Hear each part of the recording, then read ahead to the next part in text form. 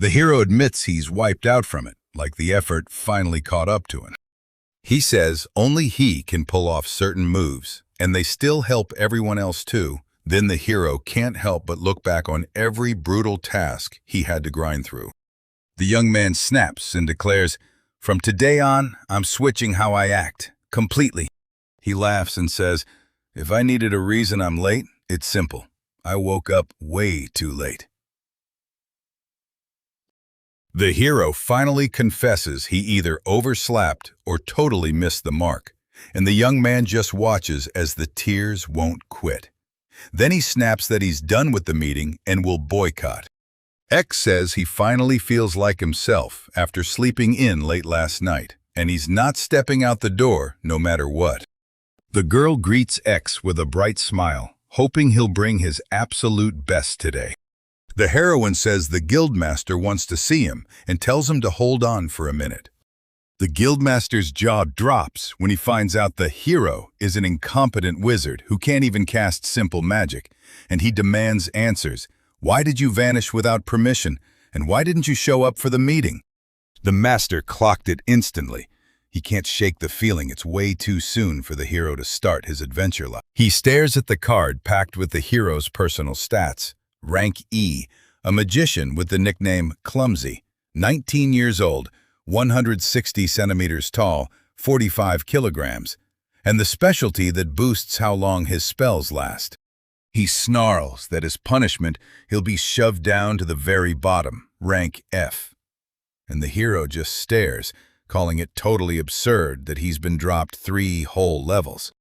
X realizes that if he lets his blood drip onto the card, it'll register him. The master snaps back that time is running out. He has to hurry and let his blood drip onto the card, wiping out everything he's done so far. Then he glares at the hero and demands why he's just standing there, not making his move. X finally snaps and admits he can't stand this anymore, so he knows he has to make a move. The hero admits, head low, that he might not have what it takes to be an adventurer, then turns around and thanks everyone for saving him. The master can't wrap his head around why X wants out, so he explodes in rage and yells at the hero. X can't believe it. This is the first time he's ever seen the master wear that look on his face. And then X shrugs like it doesn't even matter. Pans, the leader of the strongest zombie clan, can't stop grinning because X is finally leaving. Plus, he's thrilled the bar for joining the Adventurers Guild is getting higher. And he can't help but brag that he once belonged to a guild with someone who could only cast the weakest magic. The girl yanks him to a stop and tells the hero, "Not yet. There are still tasks waiting for you." X declares that he's already ditched the guild. The young man insists he's the only one here who can still cry, though he's not even sure. Then admits he already cried it all out yesterday and says it's better not to keep going. Pans also says the hero finally has the nerve to act so badly. X just stares and admits none of them got a clue. Then he lays it out. Solo missions pay 50% more, so you can make more, but it's not something he's interested in. The girl declares the taxes are demanded by the feudal lord, the guardian of the forest, and the one who used to run the guild, and the hero instantly nods, urging her to read every last detail and the reward amount out loud. The girl realizes those 3 tasks are a total nightmare, and nobody wants to touch them. For the feudal lord, fix his maid's magical item, get it working. For the forest guard, you patrol the wilds and keep the forest safe. And for the former guildmaster, you run the tavern like a pro and keep it running for a whole month. The girl announces the prize for all those tasks, 7 tiny silver coins. Pants snaps that even if he can't pull it off, he still has to take the offers, and Axe jokes it's just the cost of his lunch, until Pants spits out that being handed orders like that is pure humiliation. The hero looks at the prize and immediately scoffs. This is worthless. He even boasts he's an E-rank adventurer, but the reward in his hands doesn't even come close to his rank. X says these 3 jobs will be his final quest. Once he finishes them, he's done, and he'll stop being an adventurer. The hero snaps the ice ball spell into place to start fixing the feudal lord's servant's item, then declares with total confidence that the magic renewal is finished.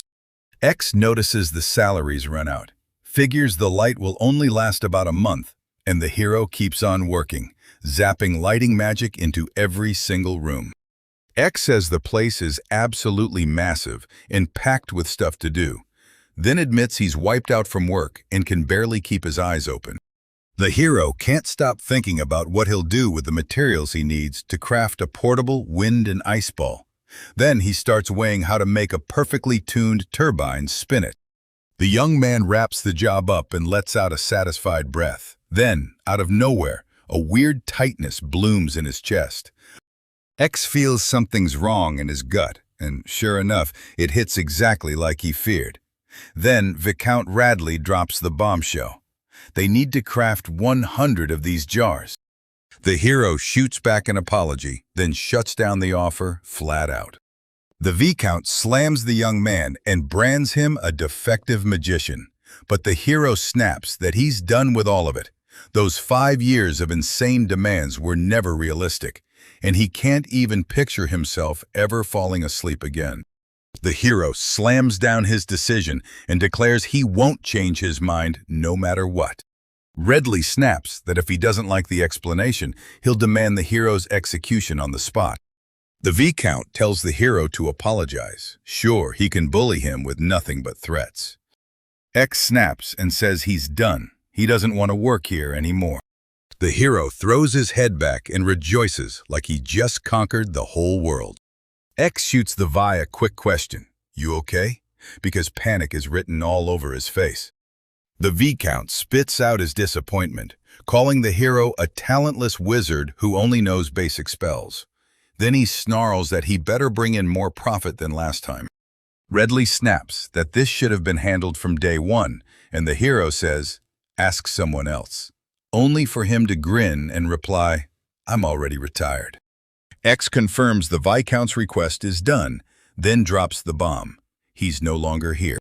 The hero squints at the request and admits it's way too draining for him, then realizes the old forest guard crew never shows up anymore. His former comrades have already passed their duties to someone else. X tells us he's been doing this for 5 straight years, and the hero admits the magic stone grind is getting brutal because the job keeps piling on more and more extra work. X hurls a fireball straight at the Orc King, and with the explosion blazing, he smirks. Sure, the Orc King found him, but X was already there, faster than fate. The hero claims the Orc King figured those fireballs couldn't touch him. The young man vows his flame will never die, then leans in to brag about how weird and powerful his magic is, and how its effects just won't quit. The hero insists he's getting stronger, until someone barges in and throws his whole focus off. X gets bitten by a shadow wolf, freezes in shock, and suddenly realizes he dropped his guard completely. The hero shoves the dark attacker back with a stun spell, cutting the attack short in a burst of control. The wolf bolts, but the hero clocks it. She still managed to sink her teeth and bite him deep. He admits that even after everything, the wolf still managed to seriously hurt him, and the hero realizes he didn't fully wipe the enemy out, but he still nailed him with a bolt of lightning. The hero realizes the mana potion is making his stomach roar for a huge meal. Then he flashes today's report. 1 Orc King, 8 Shadow Wolves, 15 Orcs, and 2 Goblins all wiped out. Plus, it took 1 recovery potion and 7 mana potions to pull it off. X notices the monster count has been slashed so hard lately that they don't need an administrator anymore. And the young man thanks them for everything they've done for the past 5 years. He says it's not the monster count that matters most because it's way down now, but the fact that he can finally crash in his own bed and get some real sleep. X is grinning because the fight's over, and now he finally gets to kick back and relax.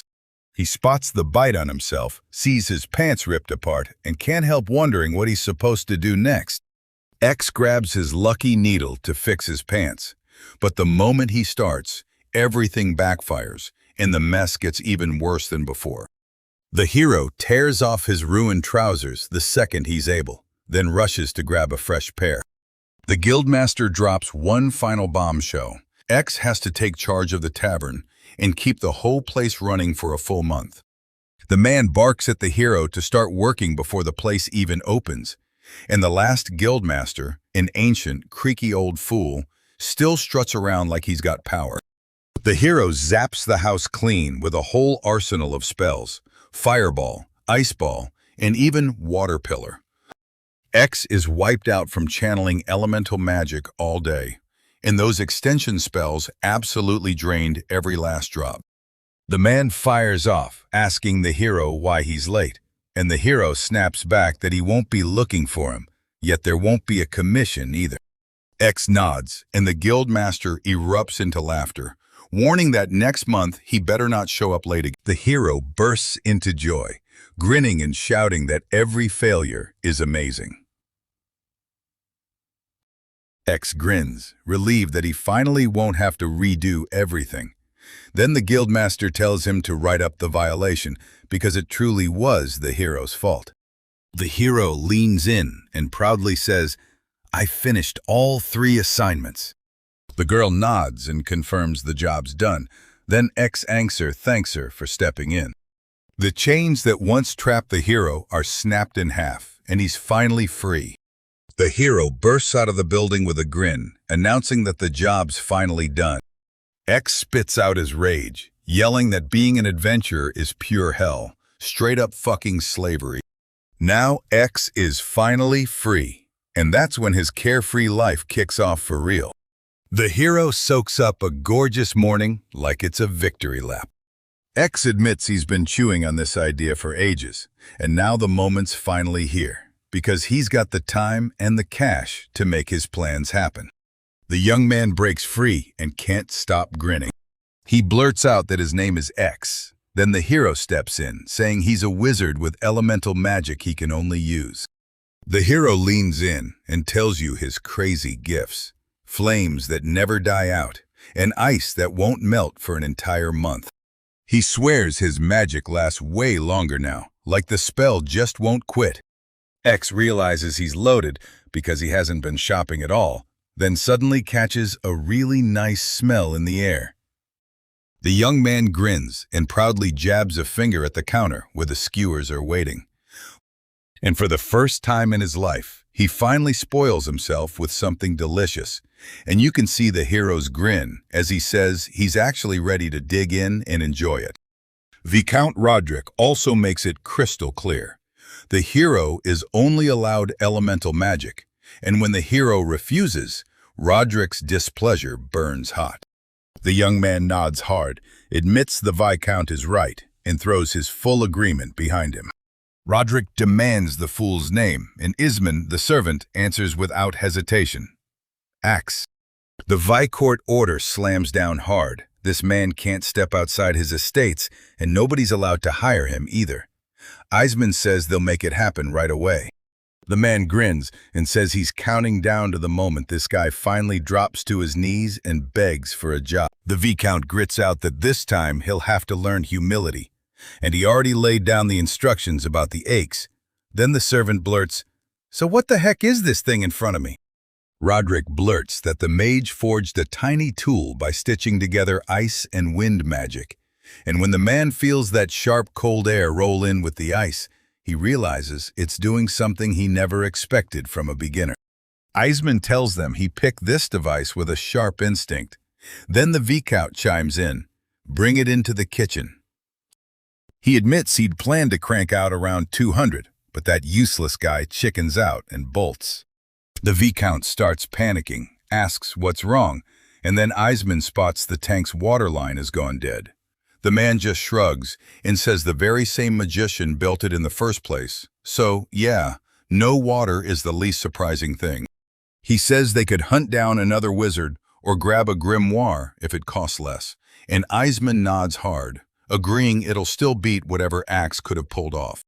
The hero takes one bite and his whole face lights up, pure joy and pleasure flooding in from that mouth-watering dish. The young man blurts out that he can't remember the last time anything tasted this good, then cheers that quitting his old job was the best decision he ever made. The hero's stomach begs for one more bite, but he knows chasing it will wreck him with stomach pain from overeating. After years of brutal hard work, he finally realizes his body is getting weaker, and it hits him hard. Axe realizes one bite isn't supposed to be enough to fill him up, and then someone leans in like, "So, you gonna keep eating?" The hero thrusts shashlik into the boy's hands, right there with those ears. X shoves the food into the boy's hands and jabs his finger at it like it's his next lifeline. He also worries that he has to eat slow, or his stomach will flip out. And then the boy thanks the hero, saying he hasn't had meat in 6 whole months. X also makes it clear, since he's an orphan, he knows exactly how precious luxuries like meat are. And the hero promises that when they meet again, he'll treat the other person too. He swears that life without work feels amazing, even if he's not totally satisfied yet, and he'll live exactly how he wants. The young man keeps staring at the road ahead, saying he doesn't need anything, but he's still going to splurge on himself. He realizes the whole world has shifted, and dizziness hits him hard. Still, the hero refuses to waste a second and is determined to spend his money even though he hasn't bought a thing yet. X realizes they can't do this alone anymore, and they need help in healing now. They shove a stress relief pillow into his hands and swear the comfy shape will melt every worry away. The hero beams with pure happiness as he cradles a fluffy pillow in his arms. The young man sinks into that pillow's softness like it's made just for him. The hero blurts that he wants to take her home and grips the pillow like it's priceless, refusing to let go because pure joy is flooding him. The girl stares at the hero and demands, "Are you really him?" The girl insists it's really him, and X says, "I just figured I'd take a look at the pillow." She mentions her daughter with a warm little smile, saying she'll be over the moon as soon as an admirer starts chasing after her. X makes it clear he was only checking the quality. Then the hero admits, "I touched it, and now it's all dirty, so we're stuck buying it back." She insists it's just a sample, so you're out of luck. There's no way to buy it. The girl blurts out a wild idea that might just fix everything.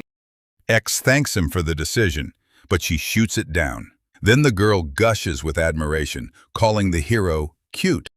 The girl corners the hero and begs him to help scrub a barrel of water, then spits out that her plea didn't even get a second thought from the guild.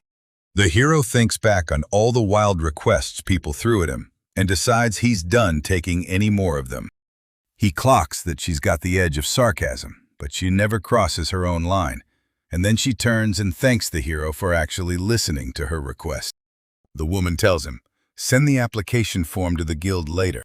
The hero finally speaks up and flat out admits he's done. He's decided he's no longer going to be an adventurer, and he's done working too. Meanwhile, in the Viscount's residence, Iceman stands there staring deep into the jug like it holds the next move.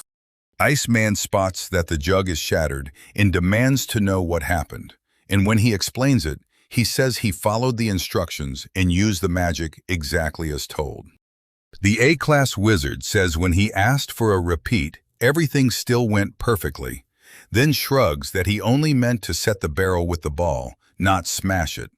The wizard can't believe it, because that kind of magic, he swears, doesn't exist. Iceman admits he never saw Axe's magic coming, because it's way more special than he expected. And then he straight up says he can't picture his life without that handy jug anymore. He offers to haul in another barrel of water so they can finally rest, and the hero lights up and says it's a brilliant idea. The lights die out, and this servant snaps to it, thinking it's X's doing, and the butler's torment is about to start. The hero cuts them off cold. No. She was still grinning and asked for what she wanted. Then X snapped into courage and flat out refused. The girl offers him a slime pillow as a thank you, even though she's got plenty of money. Then the hero squints and says, 5 silver coins? That's pricey. 2 tiny creatures, one dressed in pure demonic chaos, the other glowing like an angel, bicker over whether the hero should lift a finger at all. The angel swears it'll be a 5-minute deal, plus a free pillow, while the demon pushes the idea that working is totally unnecessary. The girl tells the hero to use the bath, then keeps pushing until she gets his clear consent. She says the product is flying off the shelves, everyone wants it, and demand is through the roof. X thinks he has to nod along, or else they're going to yank it away for good. X is absolutely desperate for that pillow, like, I need it desperate. And he insists it's not work at all, just a friendly little favor.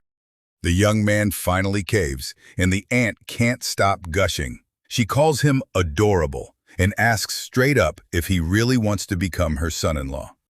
She says her daughter loves the hero too, practically beams, because seeing the girl happy makes his day.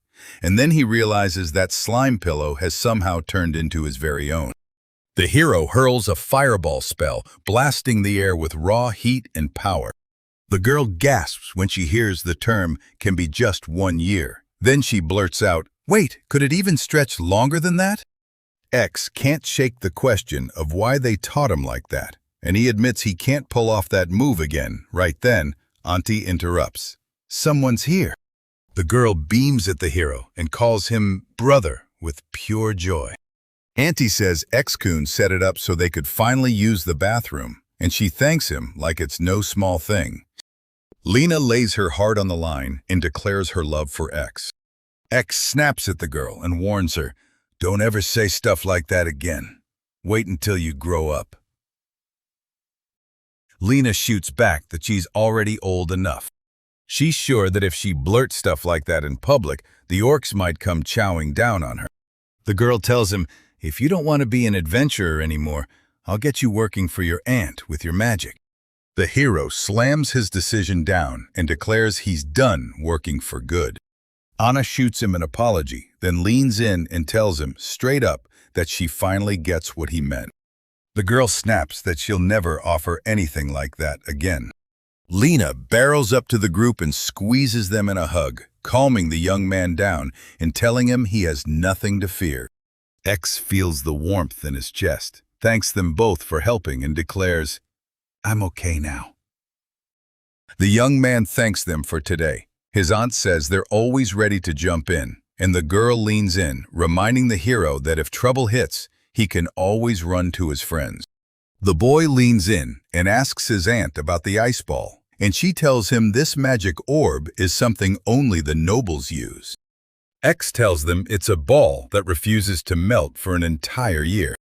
The young man tosses the ball over like a golden bonus, right on the spot. The girls beam with heartfelt admiration and stand proud like they've just won something huge. The girl tilts her head, eyes sharp, and asks why nobody ever shows up. That someone is the key to everything. The hero lets out a frustrated sigh, then admits sleep feels twice as good now. He also realizes that the pillow has crushed his old sleep problems, and now he can finally catch over 3 hours of rest, and the moment the Adventure Guild is behind him, relief hits. But then his stomach growls. He's starving. The girl with those wild ears lights up and joyfully greets the hero. Sitting on the table is a slime snack that'll cost you 10 silver coins. Dangerous as hell, but already made and waiting. The girl demands the hero pay her, and X instantly shoots with surprise at the offer. The waitress freezes in total disbelief because she just realized the hero is about to sit down and eat here. She clocks it. X is finally craving a real meal, and that means heading out to a restaurant. The girl flashes the menu, and the hero nods, on one condition. If he likes what he orders, he'll call her. The hero leans in and asks for advice on what to order off the menu. The waiter shouts out the daily special, then leans in and tells the hero his order is already waiting. X can't get enough of food. The girl realizes the hero's warm, and then his eyes start to shimmer with happy tears. The waitress tells X that he's warm from the inside, and his eyes immediately sting in water. Then the other character nods right along, like, "Yep, that's exactly what I think too." The hero squints at the meal and thinks it's just plain food, until he realizes the acid and mana somehow click together perfectly. X practically beams with relief because this chance lets them ditch bad food, and they're genuinely grateful for it. The hero praises the food as delicious. Then the girl leans in and asks if he ever gets any free time. She's clearly worried about him, and she even admits she's his little sister. X says he's done for good, and she jumps in, "Let's team up," since he already walked away. The young man snaps, saying he's done working and doesn't want to do it anymore. He even says he wants to take a walk and let himself get distracted before heading home. Then the hero admits he can't stand it all because the pain is killing him. Another girl grabs the hero by the moment and blurts, "What's going on? What happened?" X catches a heavenly scent and turns her head, and the girl blurts out, "Are you okay?" The hero lets out an apology and admits his buff spell just ran dry, like it always does. He also claims he kicks on elemental magic and pumps it up, plus one support all the way. Then the hero reveals his original doping magic boosts strength, health, agility, intelligence, MP, and AP all by +1. She asks if he's finally recovered, and even though she's a doctor, you can tell exhaustion has dragged into her bones. Then she blurts out that she was terrified sick over the hero and begs him to forgive her. X tells her, "Let me cast a spell for you, just to thank you for saving me." And then he promises she won't feel even a hint of tiredness for a whole month. But the girl just stares at X. She quizzes him on who he is and what kind of power he's got. Then her jaw drops when she learns the hero's magic is only basic starter stuff. And the next second, the girl lights up, grinning that now she can do everything. The girl bolted to wrap up her business. X swore he'd only grant that kind of support to people from his guild. But she never heard that rule, so she kept going, thinking she wouldn't feel tired for a whole month. They're the guild's absolute powerhouses, and they're raving about how awesome the bonus time is. Then another mage leans in and tells everyone, "To be an adventurer, you've got to be wise." The girl leans in, eyes sparkling with curiosity, peering through the magnifying glass the magician handed her. The girl throws a joyous cheer at their win this month, praising them as magnificent. And with starry eyes, she reminds everyone how they crushed the Orc King, the Cannibal, the Shadow Wolf, and a whole swarm of other monsters. The girl presses, "So how'd you beat those monsters?" And Pans leans in with a sly, mysterious grin. "That's a secret."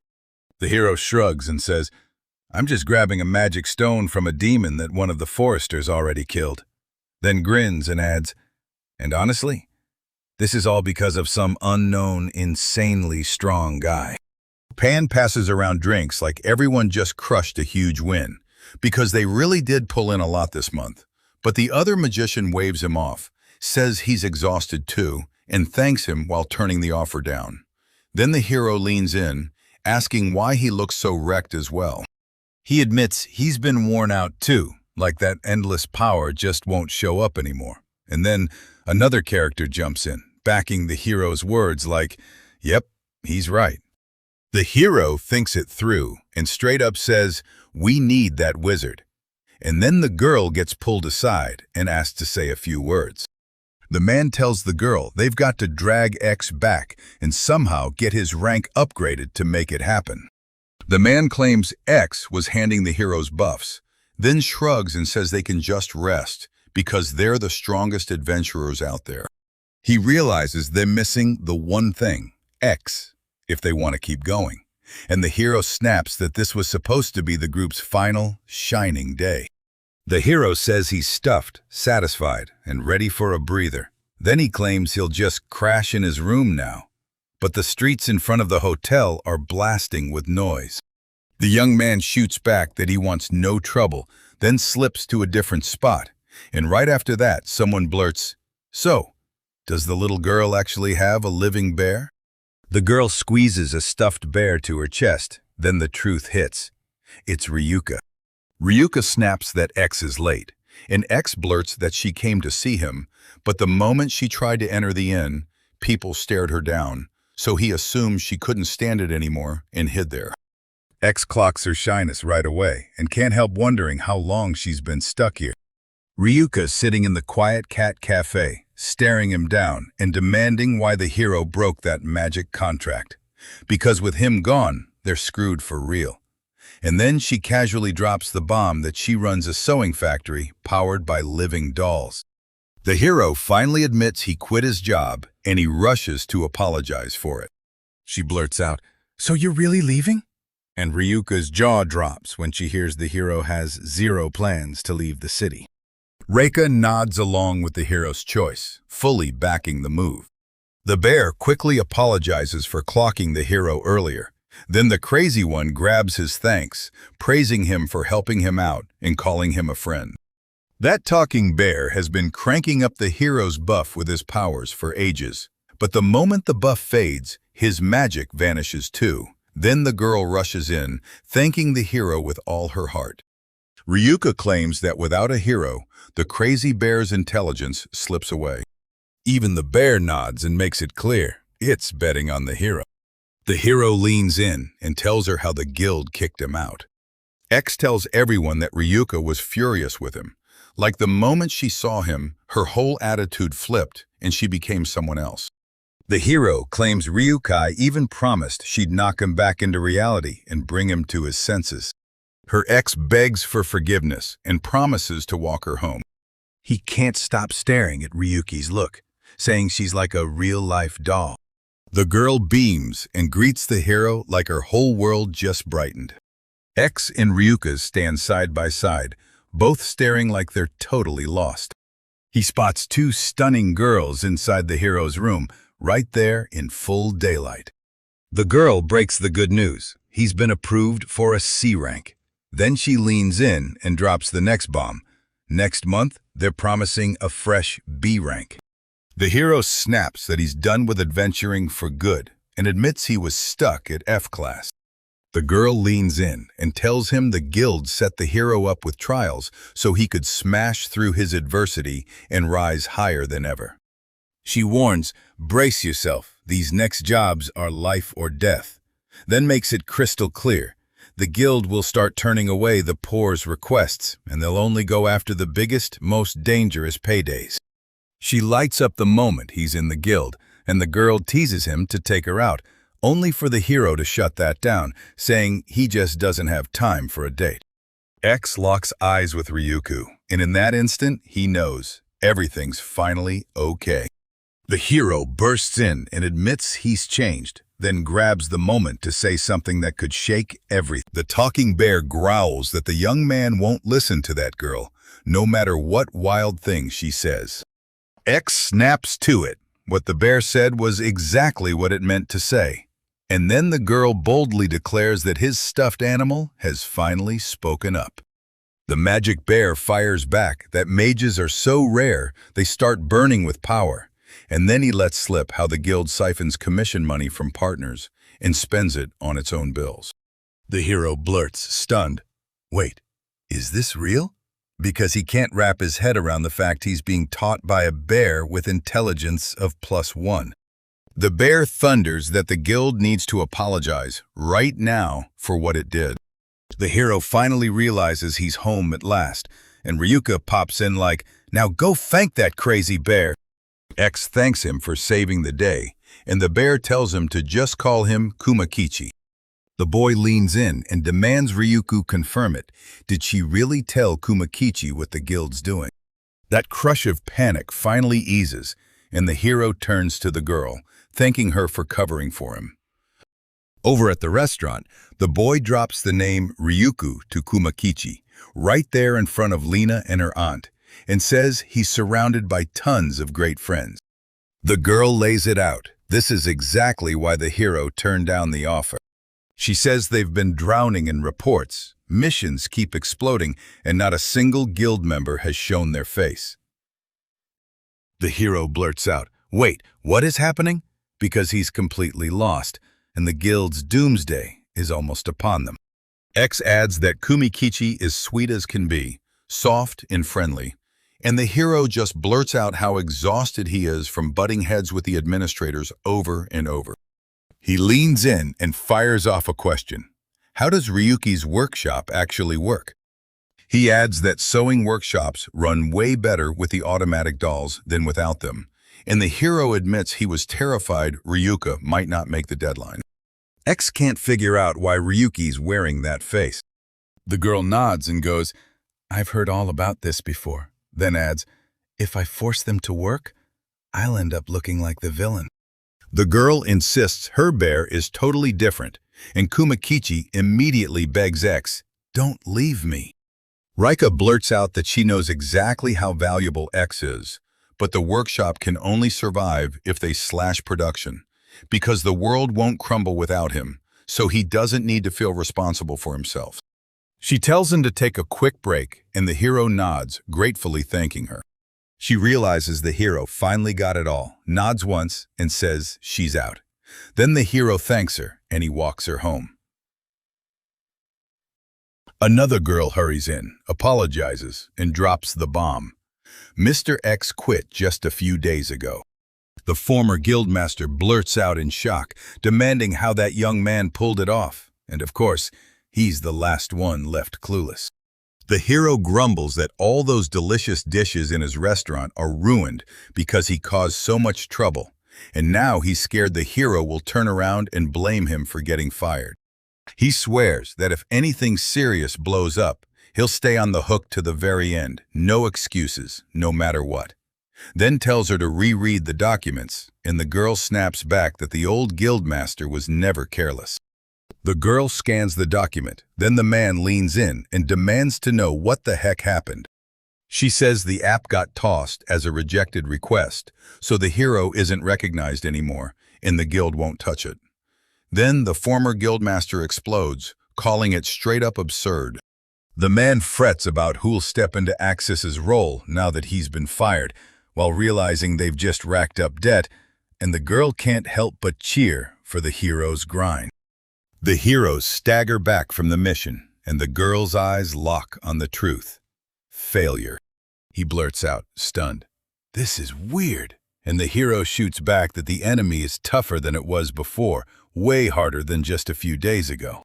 She blurts out that this is already the 9th failure this month. After all the mess last year, it's happening again, and now in just 3 days. She insists that people who've never tasted failure just don't understand how brutal the enemy really is.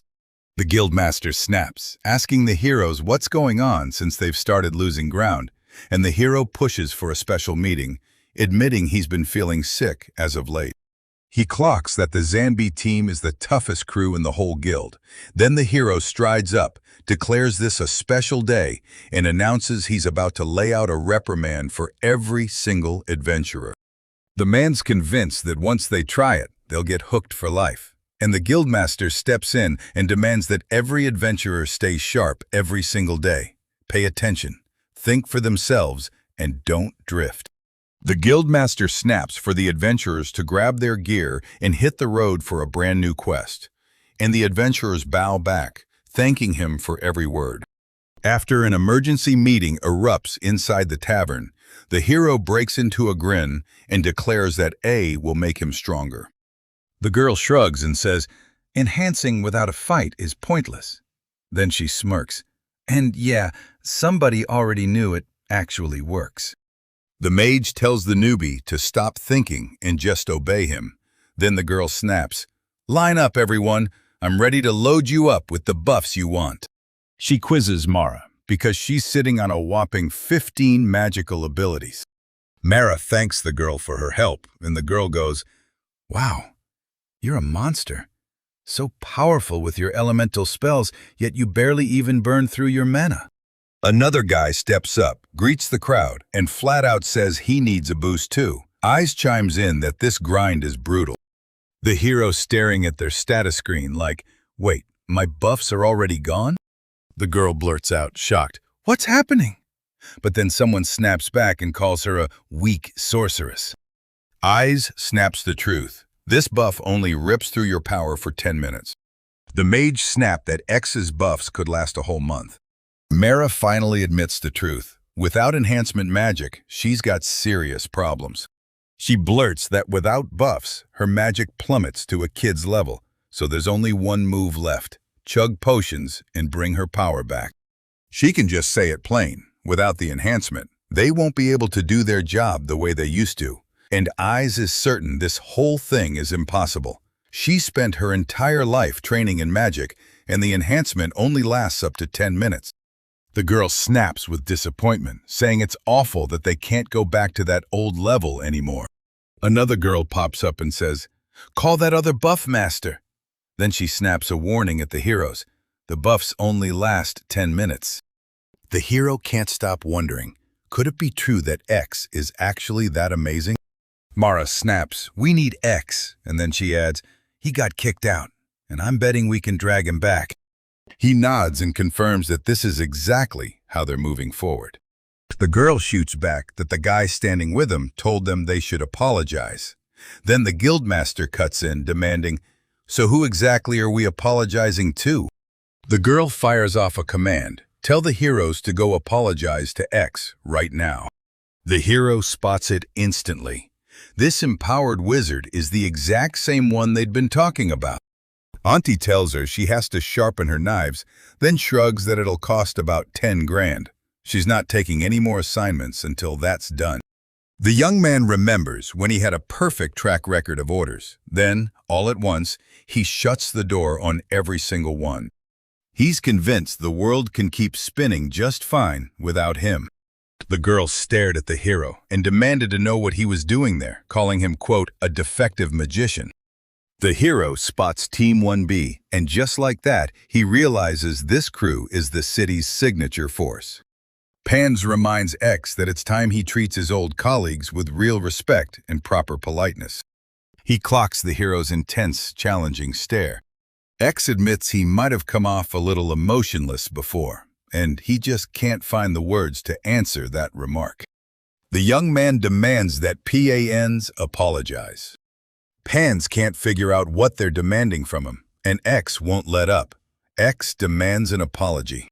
Pan snaps and demands to know if the hero's even thinking straight, then snarls that he'll chop him up into pieces. X says that an adventurer proves himself by yanking out his sword and backing the threat with magic.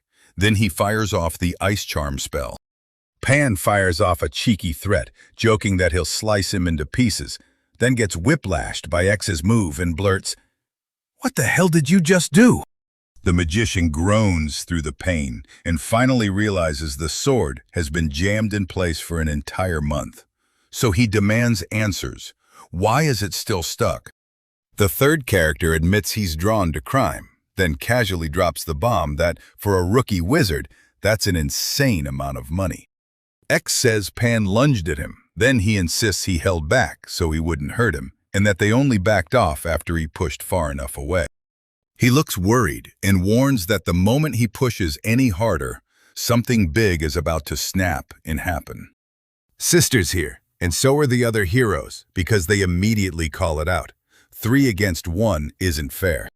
He realizes this is the first time he's ever seen the manager in person. Then the manager's eyes widen because he recognizes the hero's voice, and the waitress lights up with a big, happy smile. The manager blasts Pans for cowardice, snapping, "So you're just here to hide?" Then he roars that before you open your mouth, you'd better show up and do something. The hero leans in and hammers home the reminder. You still owe the bill from last month. It's been 3 whole days late. Pan mutters that if he turns the manager into his enemy, maybe he can slip out of punishment. Then the girl shrugs and says, "These two are better than most adventurers." The hero grins as he realizes the knives have turned even sharper after the strengthening. Another character blurts out shock and furious outrage, vowing he'll tear the mages limb from limb. The heroes step up and swear they're ready to fight. Pans cuts in instantly, saying none of this is serious or meant as a real joke. The hero tells them, "Wait, I'll pay you for this, no doubt, even though it's gonna be later." Xtamins watches the hero stumble in and blurt out an apology to him. X snaps in surprise, stunned that it even played out like this. Then she clocks it. They got exactly what was coming to them.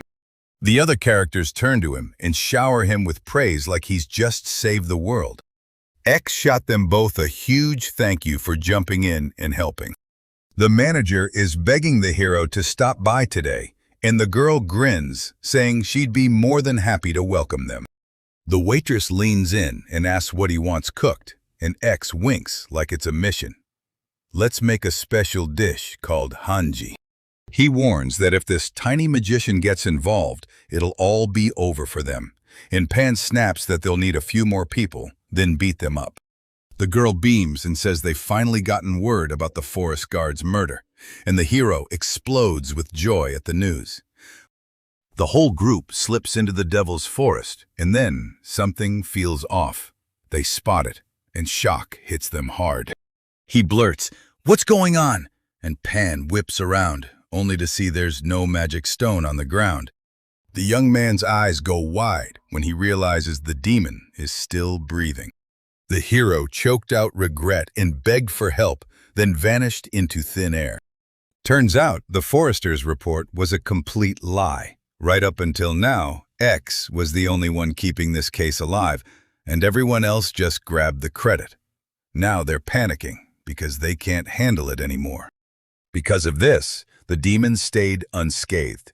But all that bonus time they were banking on got snatched away, and X was flat out forbidden to pick up a single one of the demon's magic stones. But the newcomers had zero clue, because Elfman had already sold everyone out as a traitor. After that day, the young heroes of the guild, the zombie, got stripped of their honor and cast out in disgrace. The hero slams his fist down. Pure disappointment hits when he realizes he lost his wallet. Pan steps in and rejects the deal the guy offers the hero, especially when the customer refuses the service. Pan tells the shop they'll still value the sword, even if it never gets used, and then he pushes for it, promising they'll hand over the money he needs. He even asks for a single gold coin, but the hero shuts that down cold, refuses to let anyone touch the sword, and promises he'll come back for it in a month. The hero leans in and promises, "Next month, during bonus time, I'll bring the sword back." Pan stares at you like, "Why'd you have to deal with that huge bill at the restaurant, especially when you never get bonus time?" But that day, the hero never showed up again. The butler clocks it right away. He's in an amazing mood, and he marches up to the Viscount to ask, "So what good happened at the ball?" The Viscount says the gadget blasts out a refreshing cool breeze. Then the young man snaps back to that tube of ice and wind magic he got from that clueless mage. Bradley clocks that the princess can't take her eyes off the gift because it'll rocket his reputation sky high. The hero finally blurts out the truth. There's just one problem. X isn't an adventure anymore. The Viscount pitches the idea of performing acts right at home, and then smugly adds that even the broke, jobless, incompetent magician would jump at the chance to work for him. The butler nods and praises it as a great plan, then promises, "I'll handle it." The hero replies, "That's my first job. I already made 200 of the same pipes." The Viscount catches it right away. This hero has actually learned from him, and he can't help but smile as the young man rushes to thank him for his help. The hero realizes only X can resurrect the vanished magical light. Then he snaps that his head is pounding even after he finishes the job.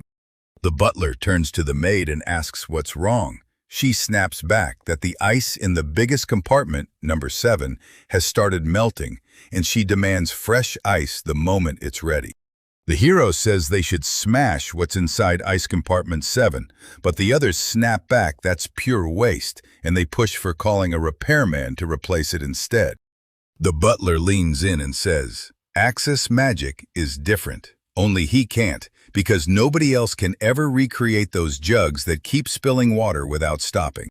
The maid admits she had no clue how strong X really was, and the hero shrugs it off, claiming the magic X uses is basic level stuff, but then hits you with the real shock. The effects last way longer than they should. The second this happens, X moves fast to protect the family's pride.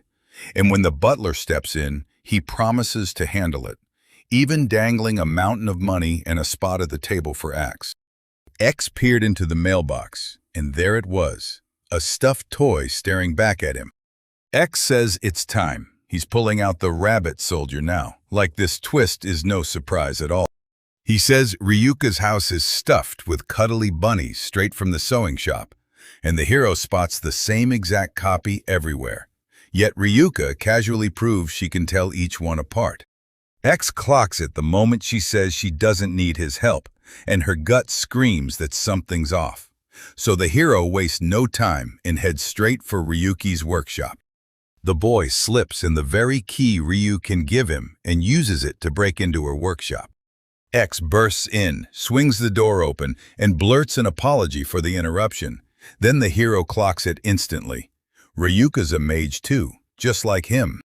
The hero snaps that magic makes no sense and traces back to the land of endless emptiness, each spell carving out its own zone, fire always burning on the open plains, and the icy valley packed with different kinds of cold. Somehow, magic links our world to that void, like the people of emptiness have made it feel totally normal. The mage blasts open a tunnel between our world and the void, using a power sealed inside his own body, then strikes a pact with a void inhabitant to tear a hole straight through him. These forces, by their very nature, never line up with what anyone actually wants. Ryuka was born to pull strings as a puppeteer, but when the void swallowed everything, she was left stranded and shattered. And the cost of saving herself was her worst fear, her interpersonal phobia. The hero realizes this guy turned into Ryuki's so-called friend, but jealousy drips off him. He steals her courage so nobody else can get close. X says they became friends the very first day he heard Ryuki's voice and felt everything click. A tiny, hair-like creature stands right at the door, clutching a ball of yarn like it's about to start something. The hero spots it instantly. The animal crumpled because it was getting tangled in those threads as it moved. Ryuka rushes in to help the animal, and it keeps moving forward. She begs him to hold on, eyes locked on everything unfolding in front of her. X spots Ryuku and grins, saying, "I'm here to play." The girl lights up that the hero finally showed up, then immediately points out he should have at least rung the bell. X blurted that he rang the bell, but she never even heard it. Then the hero turns to Ryuku and demands to know why she's freaking out. Ryuka shrugs off everything like nothing happened, tells them to wait, then whips around to face X. The tiny rabbit got trapped beneath a crushing pile of fallen debris. The hero stares straight at Ryuku, and her face flames with embarrassment as she reluctantly agrees. Ryuka admits she was terrified to ask him for anything. Then she looks him in the eye and asks, "So, are you happy?" The hero blurts that he's only been here minutes, and the rabbits are already coming undone. He rushes out an apology, admitting he never imagined it would get this bad the second the +1 intelligence disappeared. X spots the rabbit escaping and bursts into joy. Ryuka shoots X a grateful look for saving them, and the girl just shuts it down. "That's enough. We end it right here." In this moment, the hero finally admits it. Something in him clicks, and he starts feeling like a real hero. The girl's eyes widen in shock, and X quickly tells her, "It's all fine. Take it easy. Just consider it handled." The hero declares, loud and certain, that he's the only one who can save them, and he demands they trust in him. The little animal slams the boost over and over, shouting, "Boost!" like it's calling its next move. X points at the last door, demanding everyone shut up and listen to him. Small creatures skitter all over the room. The hero snaps back, flat out refusing, saying he never wants to work here. He tells everyone, "You're all here, and I've got no choice." The girl leaps in and wraps her arms around the hero from behind, hugging him tight. The hero bursts into laughter and admits he has no clue when she'll finally cool off. X leans in and grills Ryuku, asking what she's up to. She jolts the hero with a reminder he really did hear her words. Then she lays it out. These dolls snap out of control if they're not pushed through the hard work. And the heroine leans in, daring him to work only when he feels like it. The girl snaps him back to reality, saying it's not what he thinks, and then tells him to take a quick break. X throws out an apology and admits he'd been running a little too tense. The hero takes one whiff of the tea and realizes it smells amazing. And Ryuka leans in, asking if he's finally calm. X flashes a grateful smile, thanks her, and agrees. She claims the reward is a huge silver coin, and then offers to hand it over herself. The hero can't help but pour out heartfelt gratitude. The girl says once your standard of living climbs, it's brutal to drop back down. And if you want it that way, you'll have to grit your teeth and do the hard stuff all over again. You can taste how insanely good that tea is, and you can't ignore how the hero's magic shows up a little too perfectly. The girl leans in and demands, "Hey, are you actually listening to me?" Ryuka throws in an extra reward just to make the whole deal hit harder. She throws herself at the hero's side and apologizes, heart pounding. He leans in and warns her, "Don't mess around with your food." Ryuka's totally baffled, yet he still digs in and devours the food. The servant darts up to the chief chamberlain and blurts out that the report is finally compiled. He fires off a question. Is it really true that the mage has no rank and that something's wrong with him? The young man doesn't hesitate. Yeah, it's true. He realizes a cool breeze keeps spilling out from the magical instrument the princess got at the evening reception, and the hero can't stop thinking, is this thing secretly a hidden weapon? Grandfather snaps, shocked what the hero's even thinking about, and then adds that X doesn't want work at all. Grandfather perks up at a voice from nowhere and blurts, "Who's there?" Then his eyes widen when he realizes it's the princess, and the girl pushes, "Don't guess. Let's go ask her ourselves." He clocks the nasty weather right away. Then the hero hears a hard knock on his door, and his brain instantly starts racing, wondering who in the world could be out there. She's praying X is still there, because the girl admits that just the other day she couldn't talk the hero into coming back as an adventurer. The girl blurts out that she's with Guildmaster now, and then she tells the hero, "Apologize to X and you'll get forgiveness, no doubt." The Guildmaster snaps that X has put her through hell, and then shrugs it off because he backs it up. X quit for good, right after the Viscount's demands got way out of line. The man promises him 10 gold pieces for the job and an exclusive deal with bigger pay. Then the butler leans in and asks, "Think the hero's going to come back with that kind of attitude?" The master dangles 100 gold and sweetens the deal with an exclusive contract. He says this is more than anyone expects, but the hero might still bristle with distrust, then offers his help, only to reveal the reward is just 5 measly gold coins. Mr. Yesman gets comforted by the master, who tells him there's nothing to fear and no need to worry. He bursts into laughter, and X's face snaps into shock. X admits he quit, tells the other to get out, and says he has nothing left to say. Then the master snaps with irritation and spits that the mages are damned. He admits he poured almost every last coin into buying his new house, and the hero shrugs off all worry about what happens to another guild member. He also says he could give X an A rank, but he'd rather not. Meanwhile, the master points out that when X was an E rank, he still pulled in solid extra cash on the side, thanks to his help. He swears they won't bother a single soul. Then the master invites himself inside to talk it all through, only for the hero to shoot back, "I didn't travel all this way just to look at your door." X insists, "Don't disturb me," and the guildmaster freezes, shocked by what he just heard. The hero stands tall and bluntly declares, "I don't want it, period." He says he thinks they should bolt, and the girl snaps back that they didn't come to play, they came to apologize. The guildmaster steps forward and tells them he's sorry, promising he'll apologize just the way Mr. X demanded. X realizes everyone took Kuma's words dead seriously. The hero speaks up. "We've finished what we came to do. Now it's time to go." The master declares there's a spot for Mr. Axe in Class A, then slams the next order. "Get back to the guild." The hero leans in and asks, "So, Class A isn't all it's cracked up to be, huh?" X slams the decision down. He swears he'll never come back and demands they leave him alone. The young man shrugs and says, for him, a spot in the guild is just a thankless grind. Guildmaster tells X to wait and actually hear him out, and X is thrilled he managed to say it to the man. The young man finally feels better, and the master is about to grill her job description, so she turns to Mr. X and asks him out on a date. The hero spots X changing his mind, and relief hits him hard. He can't stop smiling.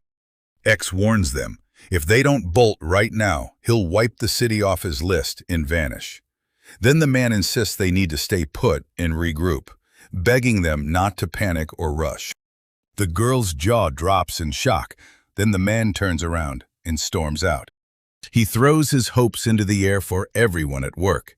And then X decides it's time to tell Ryuka exactly what he just did. The girl whips around to the guildmaster and tells him, "Wait." She adds, if the hero had headed to another city instead, that would have been their one shot. The guildmaster thinks he already burned the reward, so he can't just let Axel Eve slip past, because he knows the Viscount will punish him if he does. He leans in and reassures her, whispering that he's got a secret plan ready to blow everything wide open. The master shoulders everything himself and tells the adventurers to hold up for 3 days, while the girl vows to win them over with pure charm and charisma for that same 3 days. The hero can't stop wondering if it's finally time to pull out the magical tool he stashed in a secret room inside the warehouse. Sure, using it right now feels like a waste, but with no other move left, he has to face the choice. With the ring of slavery in his grip, its owner crumbles, losing a whole level of magic. And then the thing drinks his psychic energy dry, trapping him under unstoppable telepathic commands he can't just shut off at will. The master warns that the hero will pay for crossing him, then smirks because this challenge is aimed at a flawed wizard who can only sling elementary magic. The hero rattles off magic levels, advanced, intermediate, basic, 0, and then snaps that the ring won't let him pour out big amounts of magic. He can't shake the fear it'll even work on the main character, so he decides he'll at least grind his way to the intermediate level of magic. The guildmaster can't believe it. He's actually laughed at Axe that many times, and he tells them to hold on because they've got money. He spots it's a guild deposit and blurts that he never imagined his actions would shove him into fugitive life. Then he warns it's risky and says they'll have to cut through the demon forest. The hero clenches his fist and decides, time to break free and restart from 0. But can he really push through the Stark Forest? He demands to know what this new defense is he keeps hearing about. And when he hears it's just crude iron wire, he's stunned. So the guildmaster finally admits he never even realized the city was being guarded like this. The hero gets it. This trick won't work on people, so he dashes up and climbs right over the wire. He blurts out in shock, stunned by X's magical, earth-shaking, deafening blasts. The butler tells them this. If Yesman tried to break out, he clearly couldn't pull it off after failing the Viscount's task. The guildmaster demands, "Did I build the electric fence?" And the youth fires back that the forest guard is protected under the Viscount. The butler practically boasts that the forester handles every duty like a pro. The hero snaps that they didn't choose any of it. They got shoved into doing all the brutal fence work, even the gruesome axe. And then he shrugs off what happened. It's just electrical shock. That drags on way longer than it should. A furious man corners a prisoner and hisses that he'll be forced to mine gold in the mines for 5 brutal years, because the man has exactly 5 coins. The guild tracked them down, and the master was there too. So they handed back the money and walked out with the guildmaster right on their heels. But the butler uncovered something else. He tells him, "Keep the ring, just wear it on your finger. That's the deal." The guildmaster fights it at every turn, refusing to slip the ring on. But the truth is coming, and he has to pay for what he did. The butler snaps orders and demands the master be thrown into the mines, and the poor man feels the life drain out as the heat leaves his body. The hero bumps into the butler on the street, and the moment he sees him, he realizes it's been way too long since they last crossed paths. The baller leans in and asks if it's true the hero bailed on the guild, and then he adds, "I got paid up front, so now you can't wriggle out of finishing the job, X." No matter how big the reward is, he flat out refuses to do the Viscount's work. The butler finally snaps, because the guildmaster never paid him a single gold coin, not even one of the money that was supposed to be given. The young man is sure the man's deception will come back to bite him, and hard, because the guildmaster may feel weighed down by his ring, but it won't come off until he's served his sentence. He realizes he'll be stuck for 5 brutal years in those harsh conditions, never knowing that Yesman, once he heard about the trick, tacked on a shocking extra 100 years to his sentence. The Viscount warns that the princess meeting is right around the corner, pushing everyone to finish up fast, and to craft a gift of 200 pipes ASAP. He suggests swapping the mission to someone else, and the young man nods, then says he was warned that only X is capable of pulling it off. Another shady character sneaks in with a wicked offer to kidnap the young magician, proving they're sharp, ruthless, and ready to do something dirty. The heroes huddle up and lay out their next move. Then one of them grins and dubs Urikar the king of the slums. They decide to use him for their own scheme, but the other hero hesitates, casting doubt, demanding they think it through again. The young mage is already locked up, and that confident car swears it's got everything handled. Give him a room in the basement, treat him nicely, and he'll absolutely cave and drop his resistance. The Viscount blurts out his surprise and real respect, calling the plan interesting and not even remotely poorly thought out. Everyone nods along, though one character can't help wondering if the hero is truly serious. He snaps that kidnapping is bad etiquette, then grins and swears their bait plan will work for sure. The Viscount says kidnapping is a dead end and insists they just call the target, and then he pitches a trap, complete with an irresistible woman to lure them right in. The hero's face twists into pure confusion the second he hears the word bait.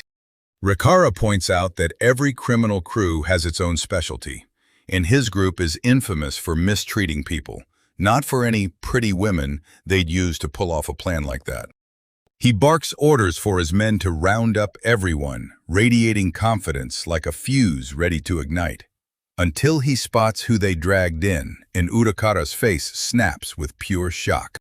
That little girl looks pale and scared out of her mind, and the older woman tells her she feels young on the inside, even with all that age hanging over her. And right there with them is a pregnant woman. The hero scrambles to find someone who fits his plan. Then he snaps, "I've got nobody," and admits he doesn't even know who, out of all those people, would truly work for him. The heroine snaps that she'll have to run the whole show again, then bumps into another hero who welcomes her like his little sister, and she shoots back a dry, unimpressed reply that makes it painfully clear she's not buying any of this.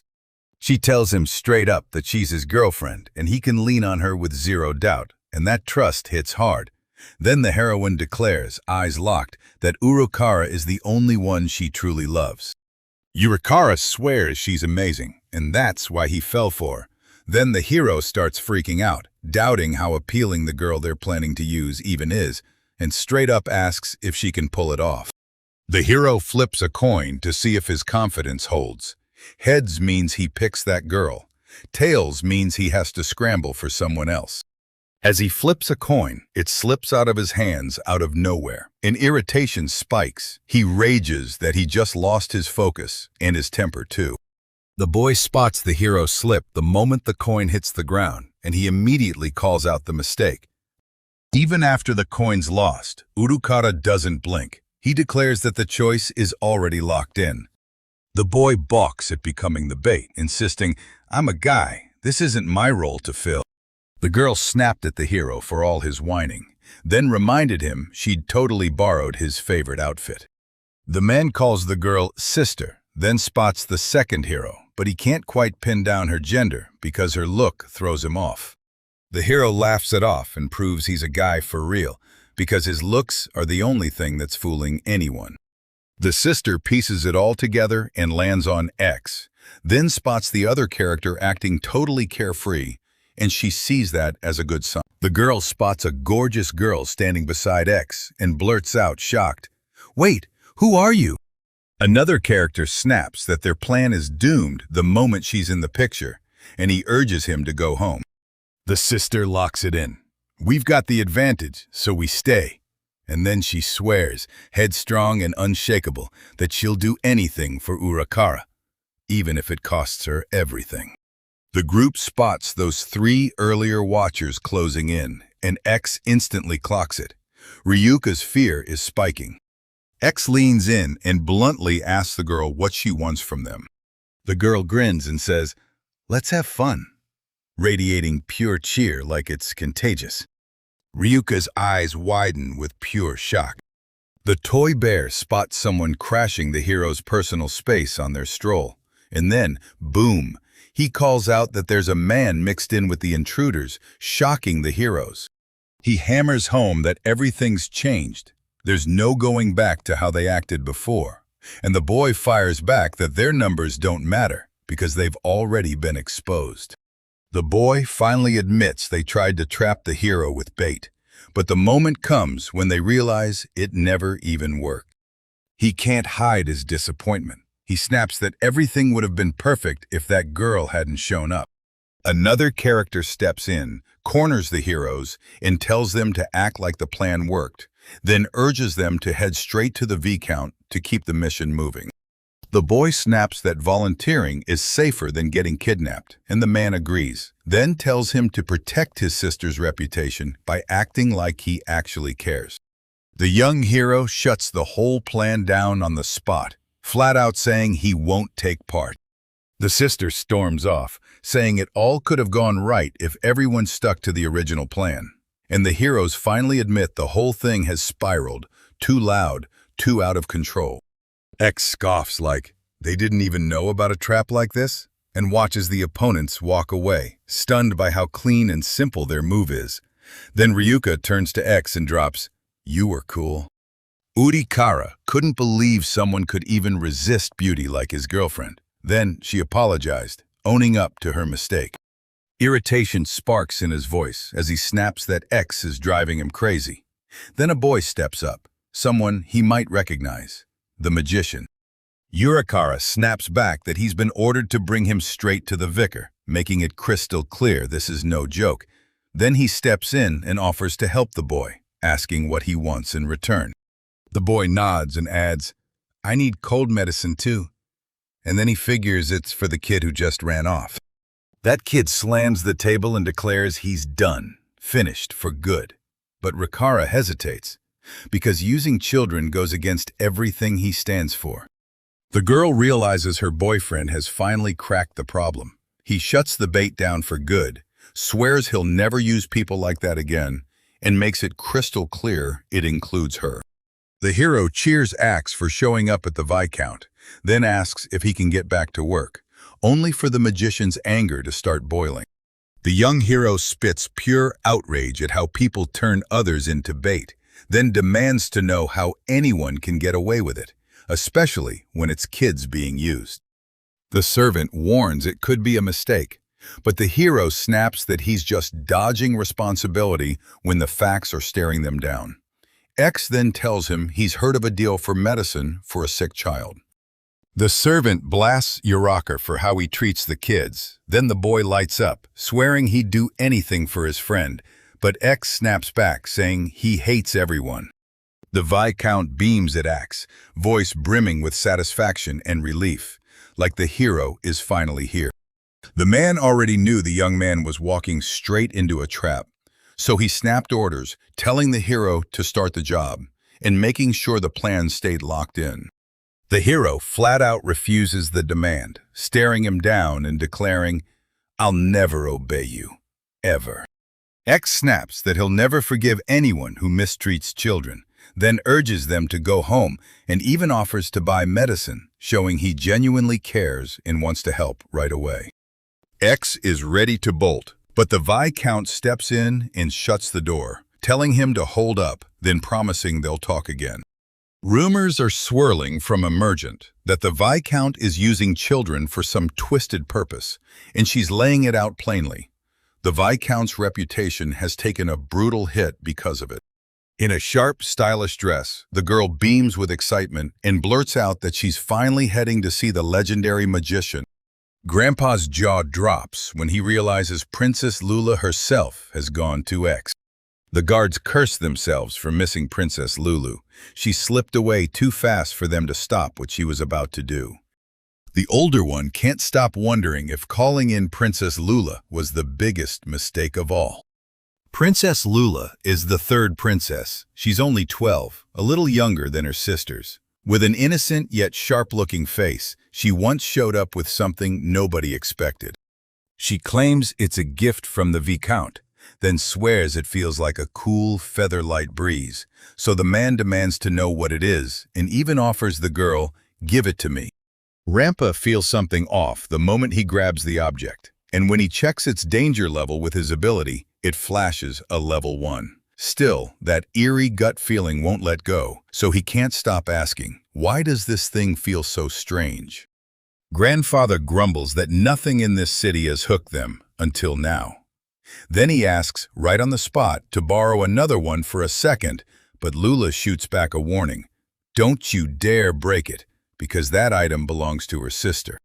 Hero technician Herman stares at the strange object and swears it's a brand new magical tool, then locks himself inside the Royal Laboratory of Magical Technologies to analyze every detail.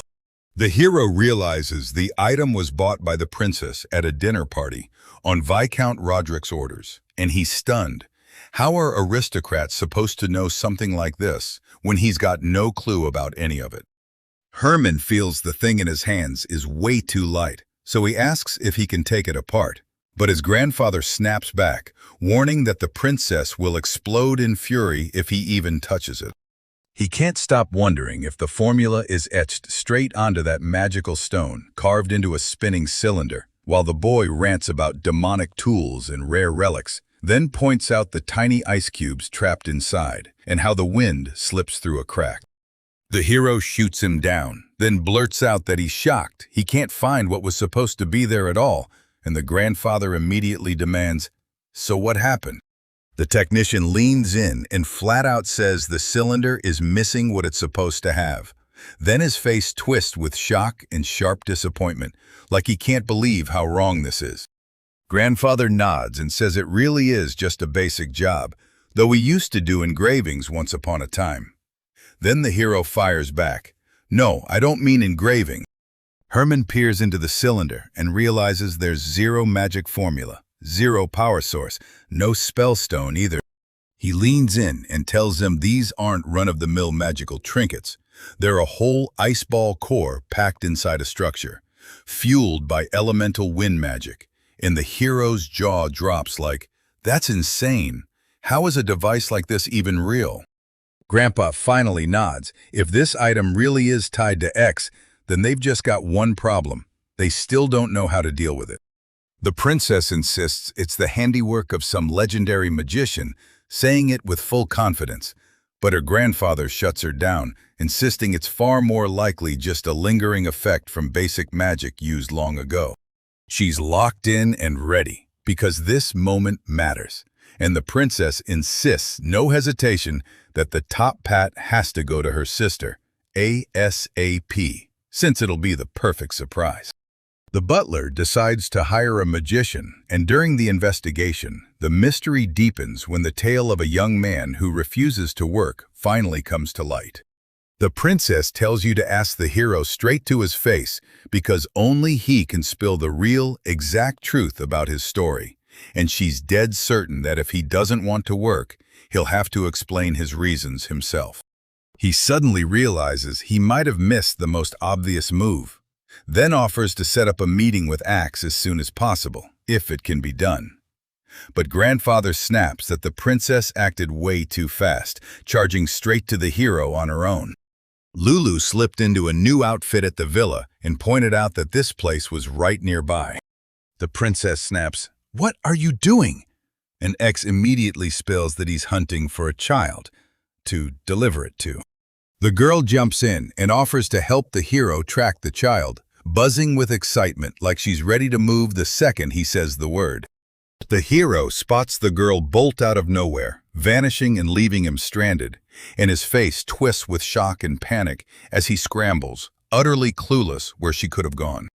The girl barrels up to the cat and blurts out that maybe he's into shashlik so she can finally sneak him some food. The hero finally realizes the cat won't touch the shashlik. Right then, X demands, "What are you doing here?" and points out how odd her presence is in all this. Then the kid clocks X's brother and blurts out his name with pure, joyful excitement. Nita asks for another kebab as the hero holds one out, and he tells her he just grabbed some medicine for Rin. Even broke and jobless, with barely any money, he still coughed up the cash for medicine, then admits it kills him to even look his counterpart in the eye, insisting his odd behavior is why everyone's now treating him like a suspect. X is praying Lulu finds the exact answer she's looking for, and when the girl turns to the hero, she praises him as a legendary wizard. The hero swings the truth into the spotlight, introducing himself as a wizard who got labeled defective, and the girl blurts out an apology, dead serious about how sorry she is. Then she blurts out that all she ever wanted was to track down whoever made that thing and beg them to craft one just for her, while X swears it was only made because the Viscount demanded it. The hero points it out and declares, "Yeah, it's awesome, super light," then proudly adds that it's his very own creation. The girl's jaw drops when she finds out the hero can conjure another one of those items, so she blurts out, "I want two," and the hero nods and agrees. Lulu bursts with pure joy the moment she realizes the one she's been hunting, X, the great wizard, is right there in front of her, and she can't stop beaming as they finally meet. The hero straight up admits he can only sling elementary magic, and that means he'll never be the great wizard he dreamed of. X crushes a demonstration of his spell, wind whipping, an ice ball forming, and the girl can't help but stare in pure awe. The hero tells the girl, "Don't ever spill that I'm a magician," and begs her to keep it locked between the two of them. Then she nods and promises, "It's our secret." The princess beams and thanks the hero, proclaiming him Great Wizard X. X can't help but laugh at how funny it all is, but he admits it isn't really that bad, because he just proved he's a top-tier wizard today. Still, the young man knows he can't let the Beast Man in on it. Her grandfather grabs the princess by the moment and fires the question, where in the world has she been all this time? Because the shock and worry hit him hard while she's been gone. The butler admits they've been panicking over her long absence, and just then she marches up, hands her grandfather a gift, and calls him old man right to his face. He spots it right away. This isn't the same pipe they had before. The princess tells everyone she begged X to remake the same items for her, on credit. She snaps that the royal family can't drown in debt and that every service has to be paid back, no excuses. The hero's got two problems. Outside the tavern, he keeps running into shady folks dressed to the nines, and even then, he still flat out refused their offer. X is freaking out. He's about to run out of money, and yeah, this is his second disaster. He says he can't stomach that mucus diet anymore because his whole routine's changed now. And the hero even bragged that he ordered juice right after eating at a restaurant yesterday. The mage spots warm stones in his palm, sky demon stone infused with a feeble fire spell. The hero freezes, thinking, what now? And then finally blurts out that he doesn't want to work, yet he's got to get money somehow. X decides to stake it all on a gamble, daring fate to hand him a fortune. The hero tells them his chest is just a safe little spot to kill time, right as that luck-boosting buff magic for the lottery starts fading. Then he smirks and says his own magic will keep going for ages, proving how solid he is. The young man admits gambling is poison, but he can't stop himself. He insists his own sneaky strategy is downright wicked and insanely profitable. Nitro pops up and greets X, and that surprise hits him so hard he freezes in pure fear. The hero asks about his girlfriend's condition, the medicine's in her hands, and X remembers the girl from the potion shop, glaring like she's ready to settle the score for all that haggling he dragged out. He said he'd already gotten help once, then urged her to pass it on to another girl so she wouldn't stress over gratitude, and X couldn't help praising Nitra, calling him a great boy. The hero blurted that he'd treat him to shashlik, but he accidentally snagged the wallet, and Nitra immediately shot X a question. Did you run out of money? Since that medicine costs a fortune.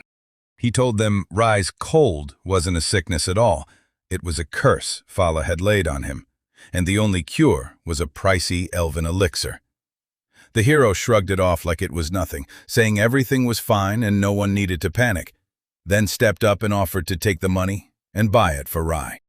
He insisted that it was all about getting what you usually can't afford, then told him everything would be fine, and Nitra nodded back. Still, he hesitated just a little. The hero flat out admitted that right now he's got zero money left. Nitra throws his gratitude at the hero, thanking him for everything he did and every move that saved the day. The hero's calm, unshaken heart soaks in that peaceful relief, and it hits him with pure satisfaction and joy. He can't stop asking himself how he's supposed to live now. Should he help tomorrow, or should he take care of Lena's shop? The hero fesses up that he's got no money, but even so, a bright warmth burns in his soul. X feels it the second he checks his pocket. Those stones are warm, like they're burning with secret power. The magician stared at his warm stones, wondering if he could cash them in with a wealthy man who was so starved for entertainment he'd pay anything. The hero, decked out in an elegant suit and top hat, smiles with pure optimism, then leans in and asks if he's even considered dinner yet. Lula sinks into the chair with a cup of tea in hand, then tells her assistant, "Because of you, we're going to meet the great magician."